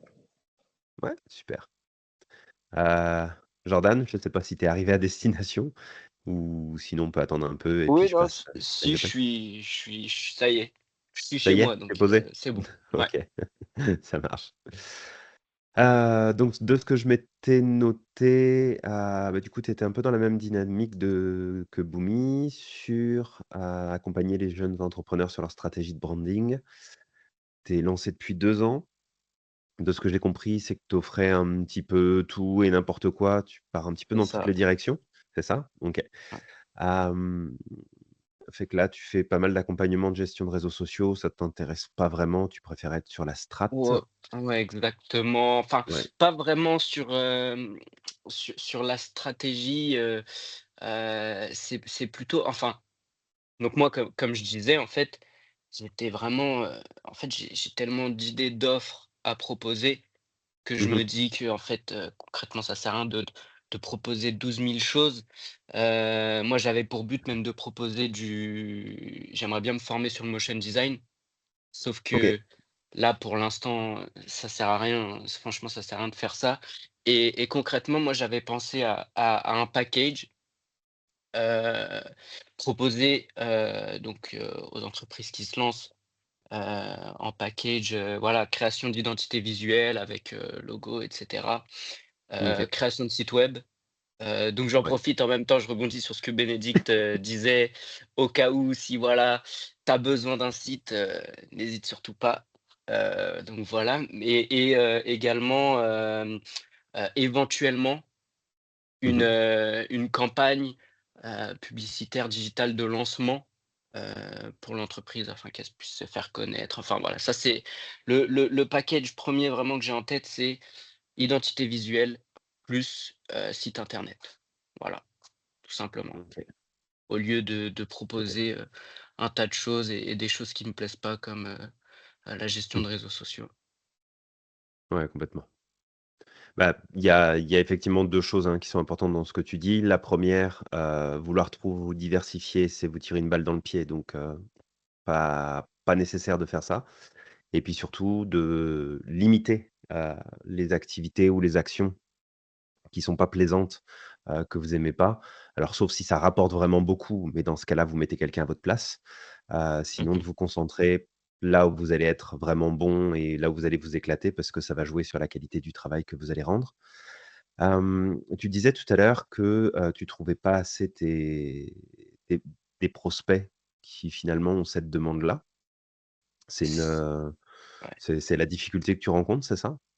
Alors moi, initialement, donc quand je me suis lancé, Mmh. mon but c'était de, démarcher les agences de communication pour OK. justement travailler en freelance pour elles. Cependant, j'ai rencontré un souci, c'est-à-dire que je n'ai eu zéro réponse, j'ai dû démarcher une centaine, d'agences OK. et en fait, je me suis rendu compte, quelques jours plus tard que Mmh. ces agences de communication étaient toutes allées voir, mon LinkedIn. Sauf que sur OK. mon LinkedIn, moi je suis en alternance et mon alternance, c'est que je suis commercial. Donc rien à voir avec ce que je OK. propose. Donc moi, je peux comprendre que qu'elles aient eu peur, enfin qu'elles se disent, bah, que c'est un charlatan, concrètement. Mmh. Donc ça, je peux le comprendre. Donc du coup, j'ai abandonné cette idée parce que, bah, honnêtement, je peux pas modifier mon LinkedIn, bah, vis-à-vis de mon entreprise. Ça passerait pas trop, enfin, le temps que je finisse, mon alternance. OK. Et du coup, bah, après j'ai essayé de prospecter de mon côté, sauf que et honnêtement moi je préfère ça plutôt que me mettre sur des, plateformes de freelance parce que je préfère moi appeler plutôt que d'attendre, qu'on m'appelle.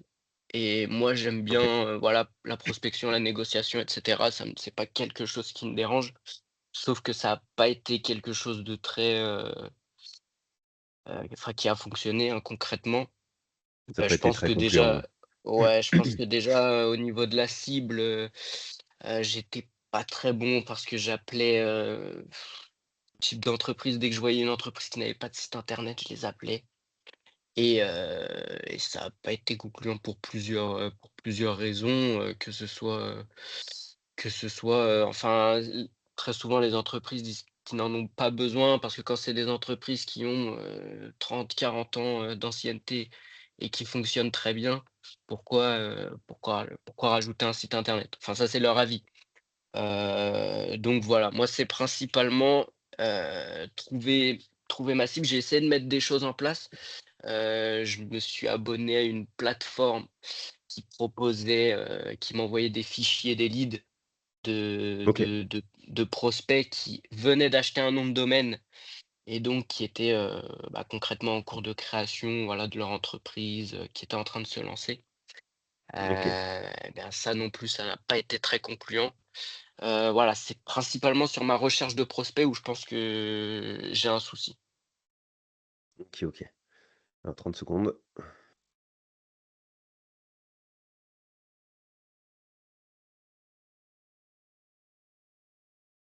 Désolé, le rhume prend le dessus. Heu, OK, alors déjà ce que je trouve super, c'est que tu es, quand même tu très actif dans ta démarche. Tu vas chercher, tu essaies de trouver des solutions, tu essaies de mettre des choses en place. Bon, l'idée est là, l'exécution est pas forcément au rendez-vous à la hauteur de ce que tu voudrais. C'est OK, tu as fait le test des, compagnies qui te vendent des listes de prospects. Ça marche très rarement, donc rassure-toi, ça vient pas forcément de toi, mais c'est rarement une bonne idée, de passer par ce genre de service. Mais au moins tu as fait le test, donc maintenant tu le sais. Hem, OK, OK. Donc là, il y a une chose qui attire mon attention, c'est tu veux pas mettre à jour ton profil LinkedIn aujourd'hui parce que ça serait problématique pour l'entreprise dans laquelle tu es en alternance, c'est ça? C'est ça, ouais. OK. Surtout que je Mmh. suis en train enfin, ils sont en train de me proposer, enfin, eux veulent que je finis mon alternance en juillet. OK, Eux souhaitent que je reste, que je passe en CDI, en septembre du coup. Sauf OK. que moi, c'est pas mon c'est pas mon souhait. Mais Mmh. le souci, c'est que je vais pas leur dire non parce que je peux pas me rémunérer moi de mon côté. OK. Avec mon activité. Donc c'est pour ça que je suis dans une situation un petit peu Mmh. compliquée, parce que j'ai pas énormément de temps pour prospecter. J'ai la chance d'être quand même dans une entreprise assez cool où voilà, j'ai beaucoup de liberté. J'arrive à me dégager 1 heure dans la journée pour pouvoir prospecter, c'est pas un souci. Maintenant, OK. bah, concrètement, j'ai pas envie de me lancer dans un CDI en septembre. Mais, Je peux j'ai pas comprendre, ouais. trop de OK. solutions. Je rebondis juste sur ce que tu disais par rapport Mmh. aux plateformes donc qui envoyaient des leads. J'avais aussi pensé, ça c'est pas enfin je suis en cours de je crée une annonce justement parce Mmh. que pour rechercher un agent commercial. Je sais pas si c'est le terme, Ouais, où justement ils sont en freelance et ils sont rémunérés à la commission. Donc, c'est ouais, un petit tu peu peux comparable à ça. Ça c'est une bonne idée tu en peux soi? essayer ça. Alors ça peut être une excellente idée. Faut voir effectivement la personne qui va prendre le relais. C'est un setter ou c'est un closer que tu prends? Ou il fait les 2. Un setter. OK, c'est un setter. Fait que tu Ouais, t'occuperais de faire le rendez-vous derrière pour c'est pouvoir, ça, ouais. convaincre le client. OK. Fait que tu peux opter pour un service comme celui-là, surtout quand ils sont rémunérés, à la com. Mmh. Donc ça clairement, tu as rien à perdre, là-dessus. Donc si tu tombes sur quelqu'un qui fait correctement son travail et qui comprend bien ta cible, donc là par contre, ce qui va être important, c'est de ton côté de bien définir la cible et finalement le type de service que tu veux offrir pour que cette personne-là, quand elle va chercher du monde, elle sache exactement qui chercher, puis quoi amener comme information pour que le rendez-vous puisse être pris. Donc ça va être une partie qui t'appartient vraiment de clarifier le plus possible, que ce soit le plus précis possible si tu veux des résultats. Ça va être super important. Hem, je comprends du coup que ce soit complexe de mettre à jour ton profil LinkedIn. Ceci étant dit, ça reste quand même une plateforme qui est hyper importante, dans le cadre du développement de vos affaires. Donc là, il y a une solution, mais en fait, il y en a 2 qui s'offrent à toi. La première, c'est de créer un deuxième profil, qui sera le profil que tu vas mettre en avant, en faisant un petit twist sur ton nom, en changeant quelque chose, en fait, dans ton profil, ton deuxième profil, pour que tu puisses avoir, quelque chose de visible. Donc par exemple, ça serait enlever ta photo sur ton profil actuel et de mettre ta photo sur l'autre profil pour pas qu'il y ait de confusion quand on te cherche. Et la deuxième option, c'est de prendre, ton entreprise dans laquelle tu es en alternance, de bloquer toutes les personnes qui travaillent là-bas et de changer ton profil. Ouf, il y a 10 000 salariés donc compliqué. Tu bon après, si tu as 10 000 salariés, ceux qui vont être les plus importants, c'est, ton N+1, ton N+2, le +3 s'il y en a un, éventuellement tes collègues de travail directs et puis les autres, c'est pas dramatique. Mais si vraiment tu as envie de développer, justement ton activité et que tu sais que LinkedIn reste une plateforme pertinente pour trouver des clients et connecter avec eux, va falloir que tu trouves une solution pour, le mettre à jour et pas attendre de plus être en CDI pour le faire, Mmh. idéalement. Donc là-dessus, je te dirais quand même, essaye de choisir une stratégie, l'une ou l'autre. C'est les 2 que j'ai en tête là. Je pense pas qu'il y en ait une autre, mais à voir, pour que tu puisses, justement mettre ça en avant. L'autre point que j'avais, c'est tu as contacté une centaine d'agences. Il y en a aucun qui t'a contacté. Est-ce que toi, tu les as relancées ou pas?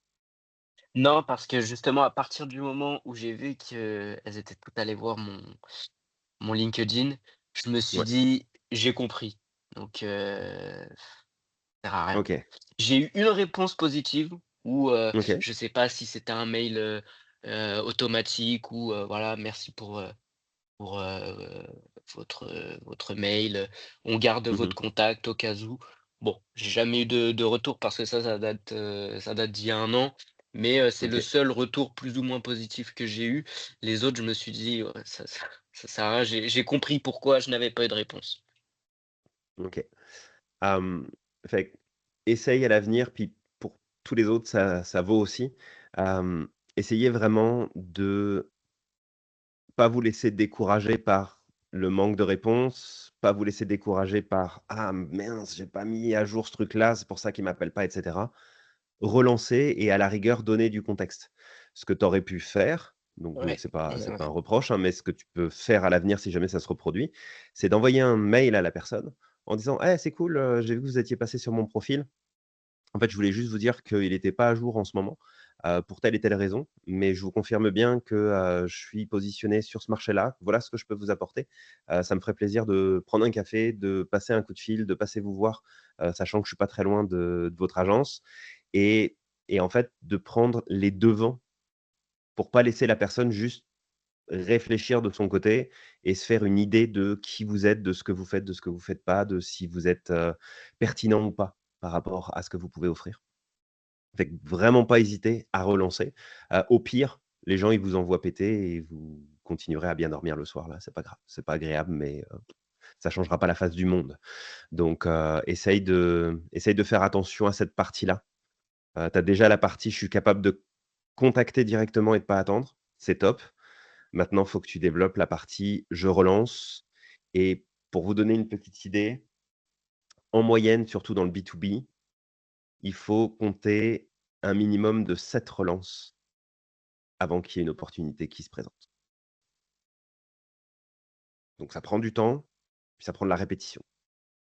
Fait que vous relancez minimum 7 fois à partir d'aujourd'hui, que ce soit du pro ou du particulier.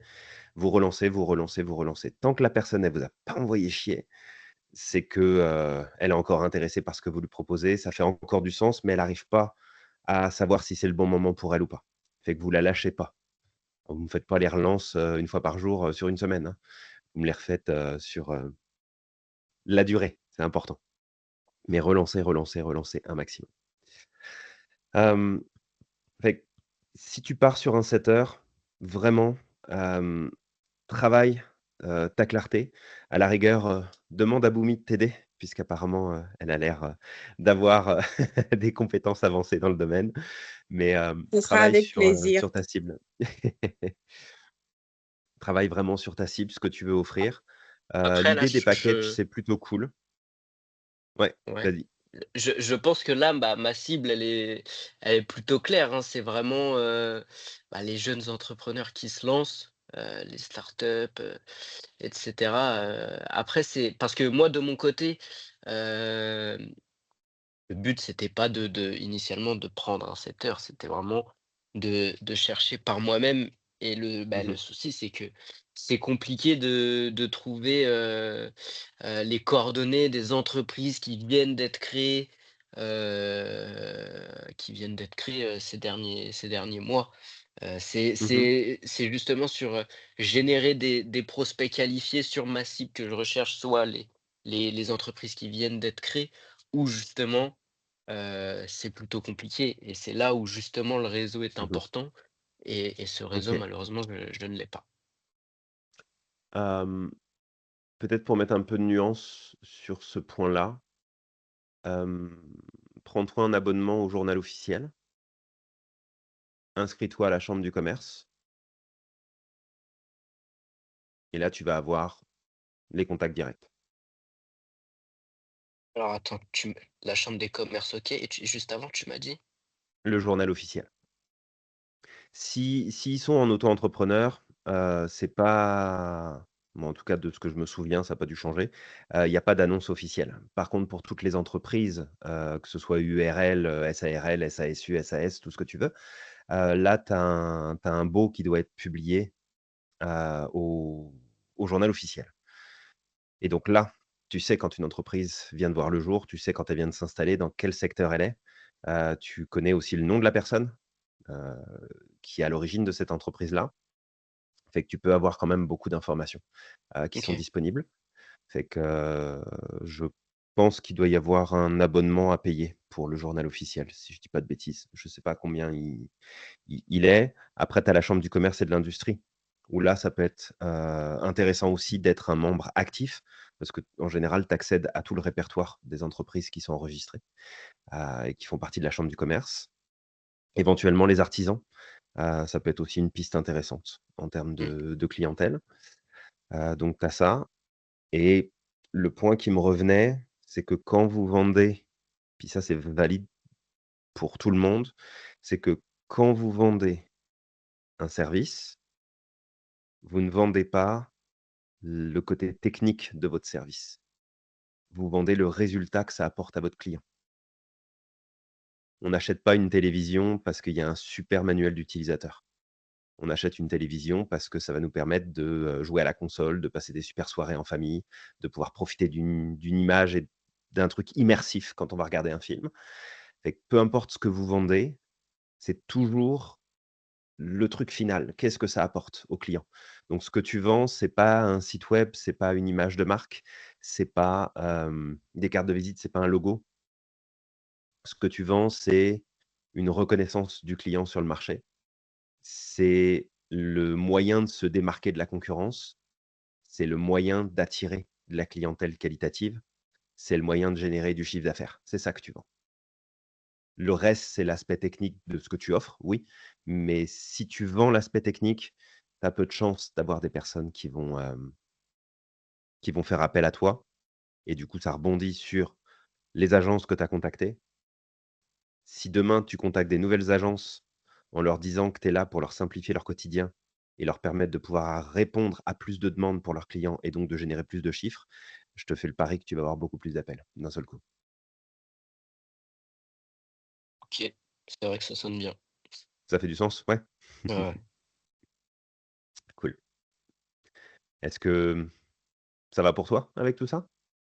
Si juste tu peux me Ouais, bien clarifier sûr. par rapport à la chambre, du commerce parce que, Mmh. moi j'y avais déjà pensé, mais justement, alors on m'avait dit et ça c'est le souci, c'est que je me suis pas du coup renseigné par moi-même, bah, que c'était pas possible en fait justement d'avoir accès, à ces informations-là. En fait, comment ça se passe? Il faut que je les contacte directement, pour leur expliquer ma Hem, démarche? alors en fait, l'idée c'est que la chambre du commerce va pas te dire: «Ah bah oui, tiens, on va te donner toutes les coordonnées et puis tu vas pouvoir prospecter». Ça clairement, elles vont pas le faire. Ce qu'il faut voir, c'est que chaque chambre du commerce est indépendante l'une de l'autre. Elles répondent toutes plus ou moins à la même mission, mais elles sont quand même pas mal indépendantes les unes des autres. Donc celle dans laquelle tu pourrais t'inscrire, c'est celle qui est responsable de, là, en fait, où ton entreprise est enregistrée. Donc le département, éventuellement la région. Mmh, Une fois que tu es rentré dans, la chambre du commerce, c'est là, en fait, où tu as la possibilité d'assister à des événements, de faire des rencontres, des cocktails, du réseautage, tout un tas de choses.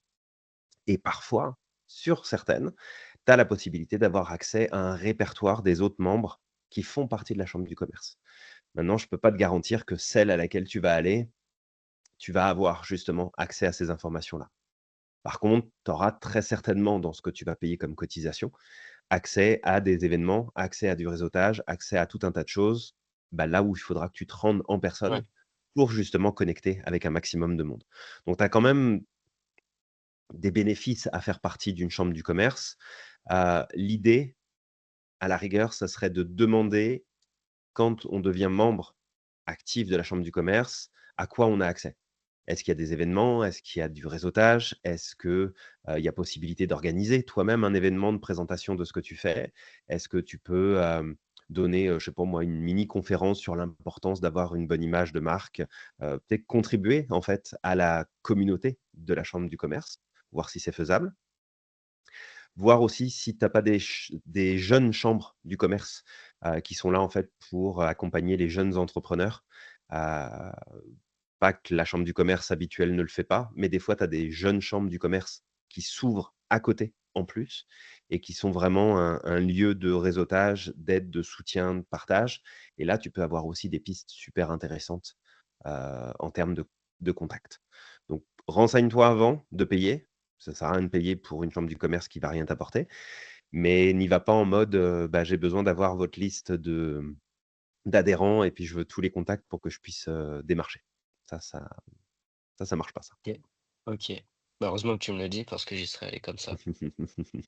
C'est OK. Essaye de, essaye le plus possible, puis pour tout le monde, c'est pareil là, mais quand vous démarchez, quand vous essayez de créer du contact, essayez toujours de garder en tête, pas ce que vous voulez vendre ou offrir, en termes de services et que vous pouvez gagner, mais plus qu'est-ce que moi je peux apporter sans attendre rien en retour à ces personnes-là. Plus vous êtes capable d'apporter de la valeur et plus vous aurez la possibilité de connecter avec des personnes qui vont justement vous permettre de développer votre réseau et de développer vos services. Fait que, allez-y toujours en mode: «Qu'est-ce que je peux leur donner qui va leur rapporter quelque chose?» et non pas: «Qu'est-ce que je peux leur prendre qui va me rapporter?» Ça, c'est une règle, d'affaires qui est, quand même importante. Ça répond à ta question, du coup, Jordan? Ouais, ouais, tout est très Ouais? clair. Merci beaucoup. Super, avec grand plaisir. Isabelle, on termine avec toi. On continue avec toi et puis je reprendrai d'autres questions si jamais, il y en a après. Oui. Bah, en fait, moi, je suis un peu, perdue dans tous ces mondes-là, sincèrement. Ouais, c'est pas évident. Parce C'est un qu'en autre plus, univers, ouais. enfin, je sais pas dans les autres domaines que de tous les autres qui sont présents, mais dans mon Mmh. domaine, on est un peu, seul, quoi. Enfin, moi, j'interviens toute seule, enfin, il y en a pas énormément de musiciens intervenants Mmh. et du coup, il y en a pas beaucoup non plus qui font de l'auto-entrepreneuriat OK.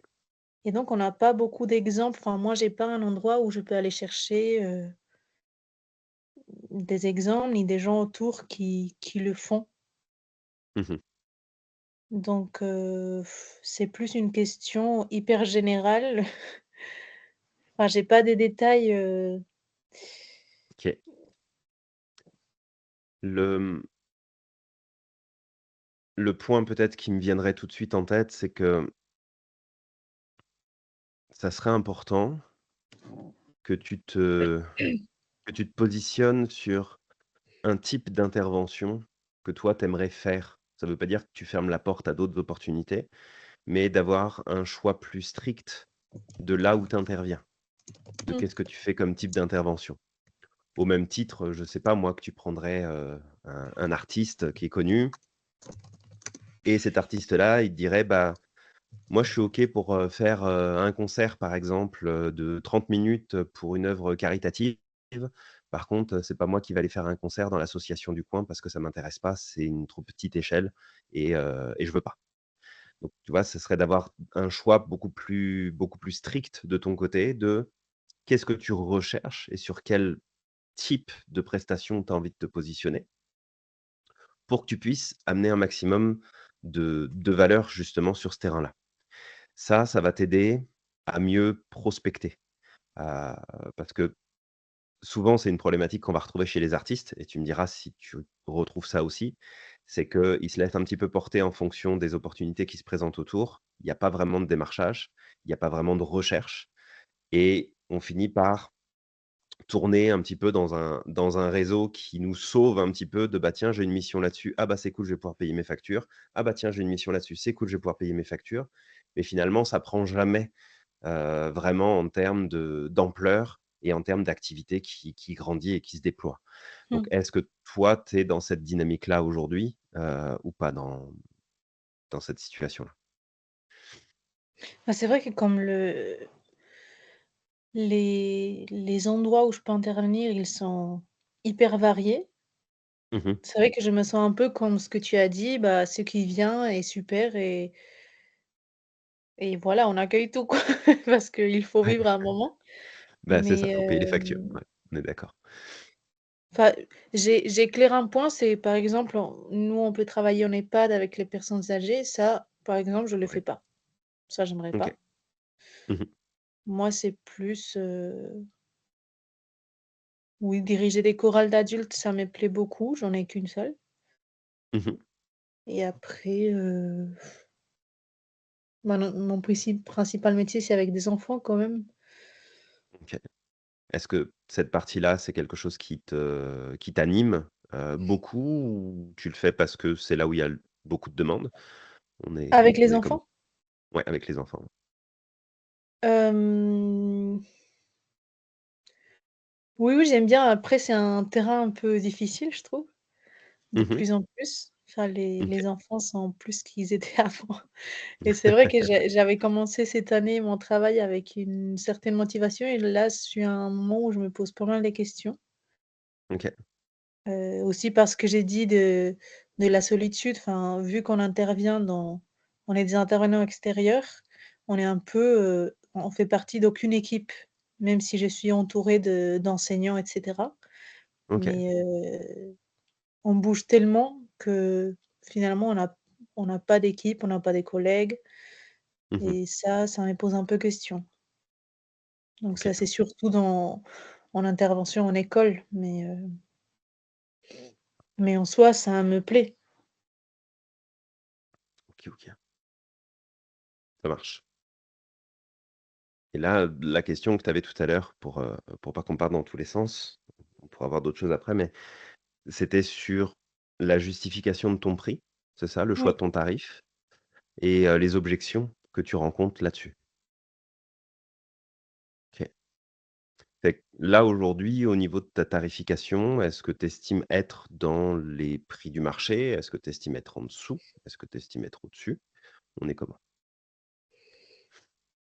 Alors sincèrement, je connais pas les prix du marché, mais j'avais bien fait, enfin j'avais pas fait mon tarif toute seule, mais j'avais bien pris en compte, plein des choses comme le déplacement, Ouais, le temps de préparation à la maison, ouais, ce qu'il faut mettre à côté pour la sécurité sociale, enfin j'avais mis tout ce qui va être pris ouais. et ce que moi je vais garder pour moi et avec cette école, ça a marché. Après c'est vrai que c'est une école que je connaissais, j'avais fait mon stage là-bas, mais surtout nous, on va auprès des mairies et OK. là, c'est un peu plus compliqué parce que ça dépend aussi de la politique de chaque mairie, s'ils ont Il y a du un budget ou pas, intérêt, ouais. Mmh, artistique ou pas tout à fait. et c'est eux qui mettent plus le frein et c'est vrai que qu'entre eux, enfin, à cette école qui m'a pris, c'était un cadre, très connu et où je me sentais à l'aise. Mais face à OK. des gens, «haut placés» entre guillemets, moi, je Mmh me mh. fais toute petite et je reste sans justification alors qu'il y en a plein. OK. OK, OK, OK. Fait que toi, tu as affaire directement avec les politiques, au niveau des mairies, peut-être au niveau des régions, où tu es en contact avec eux pour leur proposer tes services et voir où est-ce que tu pourrais aller les placer? Ou ça se passe comment au niveau de ton démarchage que tu peux faire par rapport à ça? Alors soit je parle aux écoles, aux Mmh directeurs mh. d'école, aux équipes et eux, ils parlent avec le maire parce que les écoles OK, publiques, n'ont pas d'argent, enfin c'est la mairie, c'est l'éducation nationale qui doit tout à financer. fait, ouais. Mmh mh. Après c'est différent avec les écoles privées, ça, eux, ils peuvent, tout à fait financer, il y a pas de souci. Mais Tout à au fait, ouais. public, ça se passe comme ça. Soit, oui, il y a des écoles qui sont intéressées et du coup, il faut qu'on aille ensemble ou moi toute seule ou avec, ou c'est la directrice qui va parler, mais en tout cas, c'est la mairie qui va financer les projets. OK. OK, OK. Donc Et oui, il à faut qu'il y ait des écoles aujourd'hui, intéressées pour aller à la mairie après. ouais, Je vais pas d'abord OK. à la mairie pour dire, «Bonjour, j'aimerais travailler dans des écoles de votre région». OK.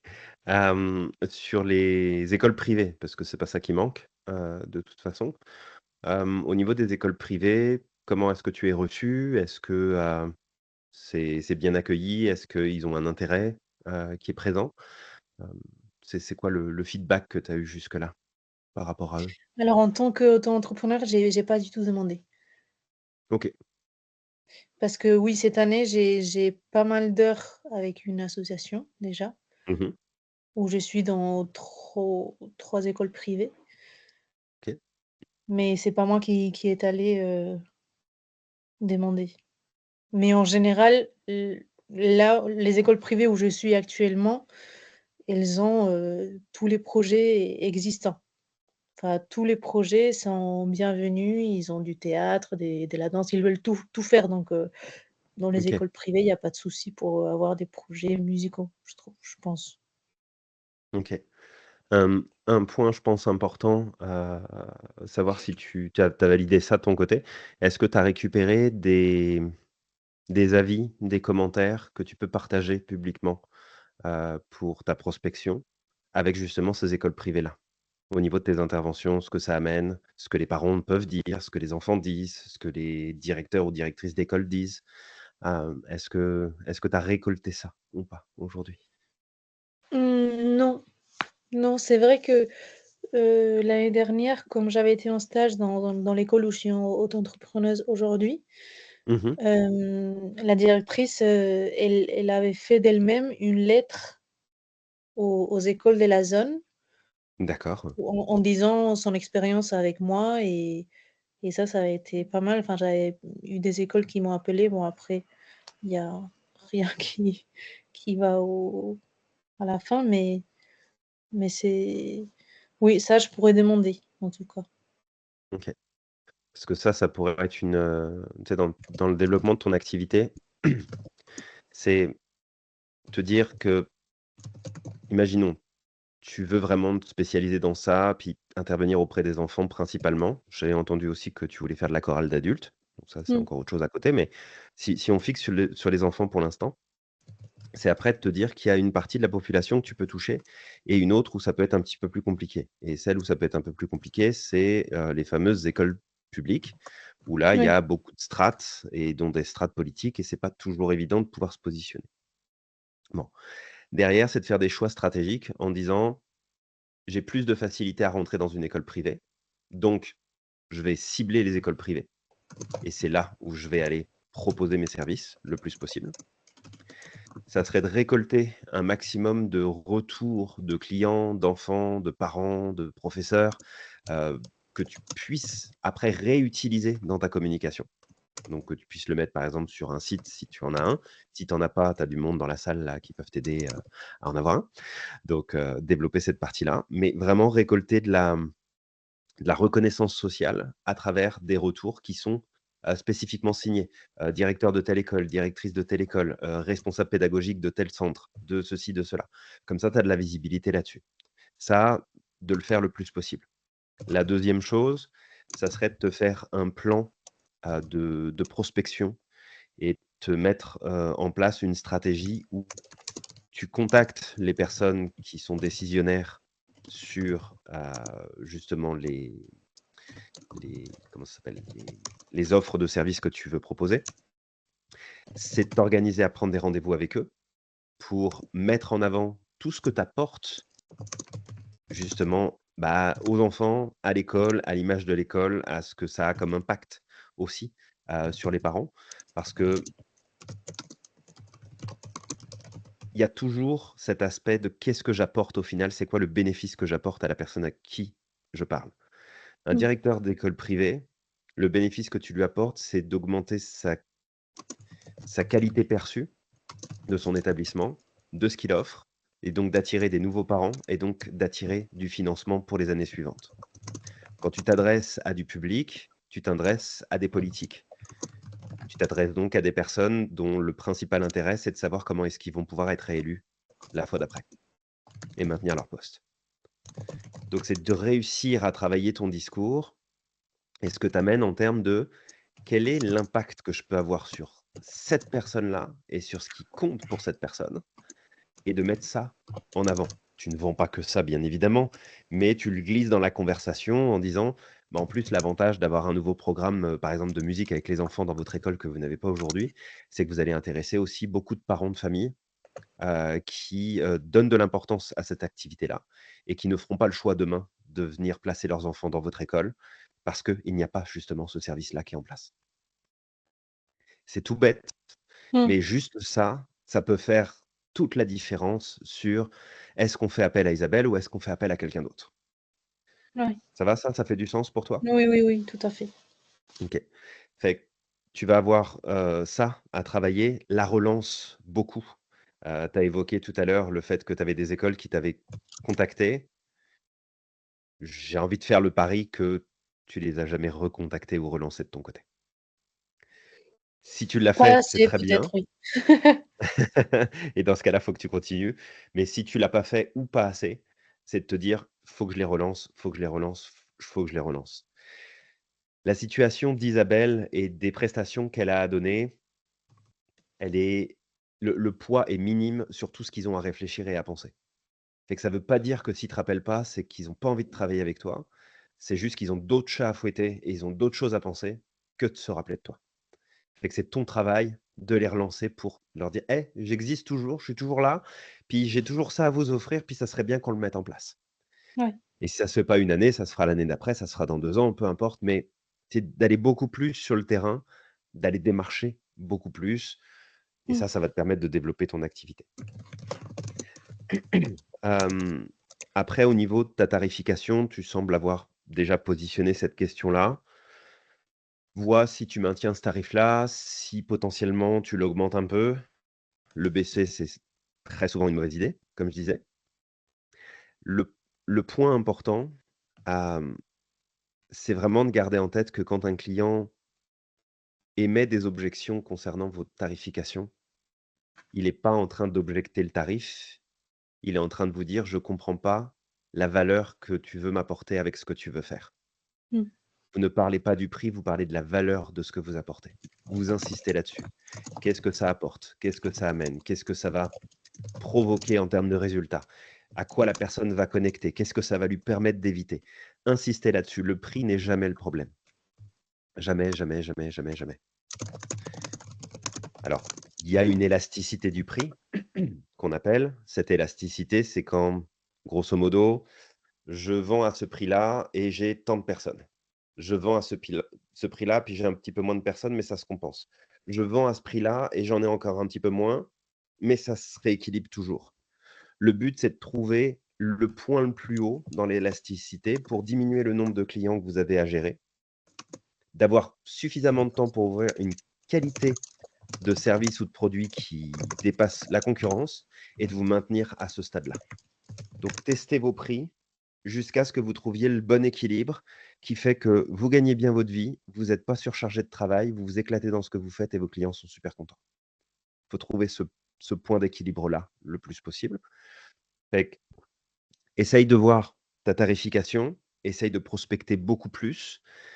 Mets de côté le côté public si jamais tu sens que c'est, la galère, que ça prend trop de temps. Laisse-y une petite part quand même pour donner l'opportunité de pouvoir intégrer certaines écoles, si tu sens qu'il y a des possibilités et mets ton focus là où les clients peuvent répondre le plus vite possible parce que, bah, comme tu l'as dit tout à l'heure, il faut que tu gagnes des sous pour payer tes factures et que tu peux pas attendre que monsieur le maire ou madame, le maire se décide à se dire: «Ah bah, tiens, on va peut-être faire travailler Isabelle, ça serait bien, il y a tel projet qui pourrait voir le jour». Surtout que ça prend une plombe de voir un projet voir le jour dans le domaine public. C'est super long. Donc essaye de revoir un petit peu ton positionnement et quelles que soient les objections qu'on te donne sur ton tarif, rappelle-toi que ce n'est jamais ton tarif qui est remis en question. C'est juste: «J'ai pas compris ce que tu m'apportes, j'ai pas compris ce que tu m'offres, j'ai pas compris ce que ça va faire de plus pour moi. Et tu t'assures de répondre à ces questions-là. Et tu répètes, tu boucles, tu fais le perroquet jusqu'à ce que la personne en face de toi comprenne que: «Ah bah, finalement, ouais, tiens, on va peut-être travailler avec toi». Et là, d'un seul coup, le prix sera plus un problème. Ça va? Ça fait du sens pour toi, Isabelle, ça? Ouais, merci beaucoup. Avec Oui, oui. plaisir. Super. Cool. Est-ce qu'il y a d'autres questions, d'autres points, qui vous venaient en tête par rapport à ce que vous avez entendu pour les autres ou pour votre situation? Hésitez pas, hein. On a vu pas mal de choses, mais si s'il y a des points que vous aviez envie de revoir. Mmh, par rapport, moi, à la Oui, manière dont je visualisais ma niche, vu que je la visualisais de manière sectorielle, ce que ouais. j'avais en tête, c'était qu'une fois que j'aurais choisi un secteur, ce serait de faire des recherches sur internet, Google et les réseaux sociaux avec les mots-clés liés à ce secteur-là Mmh. pour trouver des prospects à contacter. Là, maintenant, si je redirige ma stratégie et que ce sera une niche, mais plutôt par rapport à l'offre et la compétence, Mmh. ça s'élargit au niveau de la prospection. J'ai du mal à visualiser la démarche à suivre pour avoir les premiers clients. OK. Si tu pars sur cette optique-là, et vraiment il y a pas une seule façon de faire, donc tu peux tester celle-là, tu peux repartir sur l'autre aussi, puis voir. Mais si tu pars sur cette optique-là, ce qui va être important, c'est de définir clairement quel est le problème auquel tu réponds chez tes clients. OK. Et il faut que ce problème-là, il réponde à plusieurs critères. Le premier, c'est que tes clients aient conscience qu'ils ont ce problème. Parce que tu peux pas passer ton temps à les éduquer jusqu'à ce qu'ils comprennent qu'ils ont besoin de travailler avec toi. Sinon, tu vas jamais payer tes factures, tu y arriveras jamais. Fait qu'il faut qu'ils soient déjà au courant qu'ils ont ce problème. Il faut que ce problème ait suffisamment d'impact pour que ça occupe de l'espace mental et émotionnel chez eux. Fait que si c'est un petit problème qu'on met, dans un tiroir et qu'on se dit qu'on réglera plus tard, tu auras pas de clients. Si tu arrives à formuler le problème en mode: «Je rentre tous les soirs à la maison, j'en parle avec ma femme ou mon mari, je me prends la tête tous les week-ends, je dors pas bien», tu as trouvé le bon problème que tu essayes de résoudre chez ton client. Et Mmh. que ça, faut vraiment que ce soit en conscience et qu'ils en fassent l'expérience le plus souvent possible dans leur quotidien et que ce soit vraiment un point qui les touche, qui les affecte. Après, il y a ce qu'on appelle la sophistication du marché.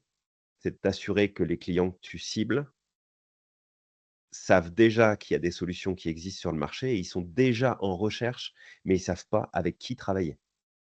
Et c'est là où toi, tu peux arriver en mode: «Je sais que tu cherches cette solution-là aujourd'hui, ça tombe bien, j'ai exactement ce qu'il te faut pour répondre à ce problème et t'aider à obtenir tel et tel résultat». Fait que c'est de travailler ton message de façon à ce que tu puisses couvrir cette partie-là. Derrière, il y aura forcément un positionnement sectoriel qui va se faire dans le sens où la manière dont tu vas en parler et les conséquences du problème que tu essayes de résoudre chez tes clients, ça va toucher une partie plus qu'une autre de la population. Fait que tu peux quand même faire des recherches dans cette optique, ce qui, au final, peut très bien donner: «Je m'occupe de clients qui sont dans tel secteur et qui ont tel problème». Et du coup, là, tu as un positionnement qui est tellement précis que quand tu vas communiquer et faire passer ton message, ces gens-là sauront exactement que c'est à eux que tu parles et que c'est pas à quelqu'un d'autre. Donc ça ferme pas des portes puisque ça laisse toujours la possibilité à d'autres personnes de te contacter, mais ton message va être tellement clair que on sait que c'est pour ça qu'on va t'appeler. C'est pour ça qu'on va faire appel à toi parce que c'est ce résultat-là et ce problème-là qu'on a envie de résoudre. OK, Donc ça marche. C'est beaucoup plus clair là. ça va se le tri va se faire tout seul, tu vas voir. OK, merci beaucoup. Je t'en prie. Et sous-estimez pas la puissance de l'IA sur vos recherches, justement sur ces sujets-là. N'hésitez pas à poser clairement la question de: «Ma cible, ce serait ça. Voilà le problème que ma cible rencontre. Voilà ce qu'elle vit à cause de ça. Voilà moi ce que je peux proposer comme solution. À qui est-ce que je dois m'adresser?» Et là, la data qui est disponible, alors on prend toujours des précautions bien évidemment, mais la data qui est disponible va vous donner des infos qui sont hyper pertinentes et vous faire prendre des directions, penser à des choses auxquelles vous auriez jamais pensé au départ. Fait qu'hésitez pas à vous mettre, que ce soit, ChatGPT, Claude, ou un autre. Allez-y, Gemini, tous ceux qui sont en Oui. vogue là. Utilisez-les. À la rigueur, utilisez-les tous pour voir parce qu'ils ont tous des variantes dans leur base de données et de voir qu'est-ce qui se recoupe, qu'est-ce qui fait du sens, qu'est-ce qui en a pas et ça va vous donner des pistes, quand même très précieuses là. OK, ça marche. Merci beaucoup. Avec grand plaisir. Est-ce qu'il y a d'autres points? Est-ce que, on est OK avec tout ça?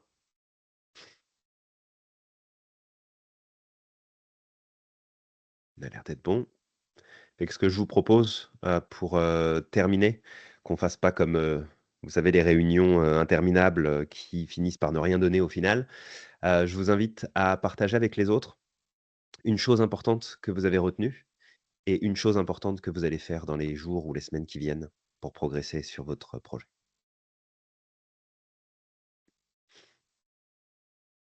Ben, du coup, je vais enchaîner et commencer. Ouais, Ben, ce que je j'ai t'en prie. retenu de principal, c'est qu'il faut pas hésiter à ouvrir son esprit sur la manière on voit les choses. Moi, je voyais là une manière de viser d'une seule manière et là, tu m'as montré que ben, ça pouvait s'envisager de différentes façons, ce qui est super. Et Mmh. qu'est-ce que je vais faire là? Ce sera déjà de prendre une bic et une feuille et d'écrire quelles sont vraiment les problématiques d'un entrepreneur qui se lance de manière un peu technique et de pouvoir définir avec des mots clairs et percutants la valeur ajoutée que je vais pouvoir leur apporter. Là, moi, ma première action, ce sera de, voilà, de définir ma plus-value et ensuite on passera au client et ensuite on verra le tarif. Super. Merci pour ton partage. Avec plaisir. Bah, du coup, moi, ce que j'ai retenu, c'est que niveau du prix que l'on souhaite mettre pour un service, en fait, le prix il va vraiment justifier la valeur à apporter au client. Donc, Mmh. se mettre au même niveau et même voir au-dessus est la meilleure option et pas se mettre en dessous. Ça peut nous mettre des bâtons dans les roues. Et donc, moi, la première action là que je vais faire, c'est mettre en place une offre, donc MVP, de test pour pouvoir un peu se jauger par rapport au niveau du prix et voir là où est-ce que je suis le plus à l'aise dans le domaine. Super, c'est cool. Merci Evan.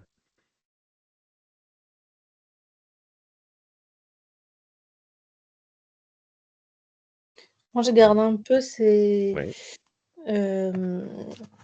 bah, la valeur des choses que je fais. Il faut que j'écrive vraiment, parce qu'il y en a, toutes les choses que je peux apporter pour quand il y aura des petits blocages, que je sache répondre, quoi. Et oui, moi, j'avais cette peur de ah non, ça c'est trop cher, ils vont me refuser, donc autant que je propose pas directement. Alors que oui, oui, on peut justifier, bien sûr. C'est chercher la valeur, quoi. Ouais. Faut que je me Complètement. fasse une petite liste. C'est une bonne idée. Super. Merci Isabelle. Donc moi, du coup, ce que j'ai retenu principalement, c'est, déjà quand on prospecte, c'est de vraiment appuyer sur ce qu'on peut apporter justement au client, et non pas, vraiment ce que je veux lui vendre. C'est plus, vraiment appuyer sur, ce que lui va y gagner, les bénéfices et c'est vrai que du coup, en me rendant compte, enfin, je me rends compte maintenant, c'est pas quelque chose que je faisais, précédemment Mmh. et aussi, de relancer vraiment jusqu'à ce qu'on se fasse, envoyer bouler, clairement. Donc, Complètement. ça aussi, c'est une des choses que je mettrai en place et puis, là directement, m'abonner au journal officiel et me rapprocher de la chambre du commerce. C'est les premières choses que je vais mettre en place de mon côté. Cool. Merci, Jordan. Du coup, moi, Mmh mh. il y a plusieurs choses, mais déjà insister sur la valeur qu'on propose, en général, bien savoir quelle est la valeur de ce qu'on propose. Mais il y a un truc qui m'a aussi marqué, c'est, ça sert à rien de trop se diversifier. Je pense que, dans ma tête, enfin ouais, j'ai envie de faire plein de choses différentes, même au niveau des disciplines artistiques et cetera. Mais qu'en fait, il faut que j'essaye de vraiment, focus sur, un point en particulier, ouais, voilà, ce que j'ai fait pour aujourd'hui. Ouais, c'est un super point. Cool. Merci, Bénédicte. Bah, c'est super. Anthony, on a fini! Si vous avez d'autres questions, Yes. n'hésitez pas et puis sinon merci, pour vos partages. C'était vraiment cool de vous voir aujourd'hui. Bah, merci à toi aussi pour la valeur que tu nous as apportée. Avec grand plaisir. Merci beaucoup. Merci. Merci. Merci beaucoup. Fait qu'Anthony, je sais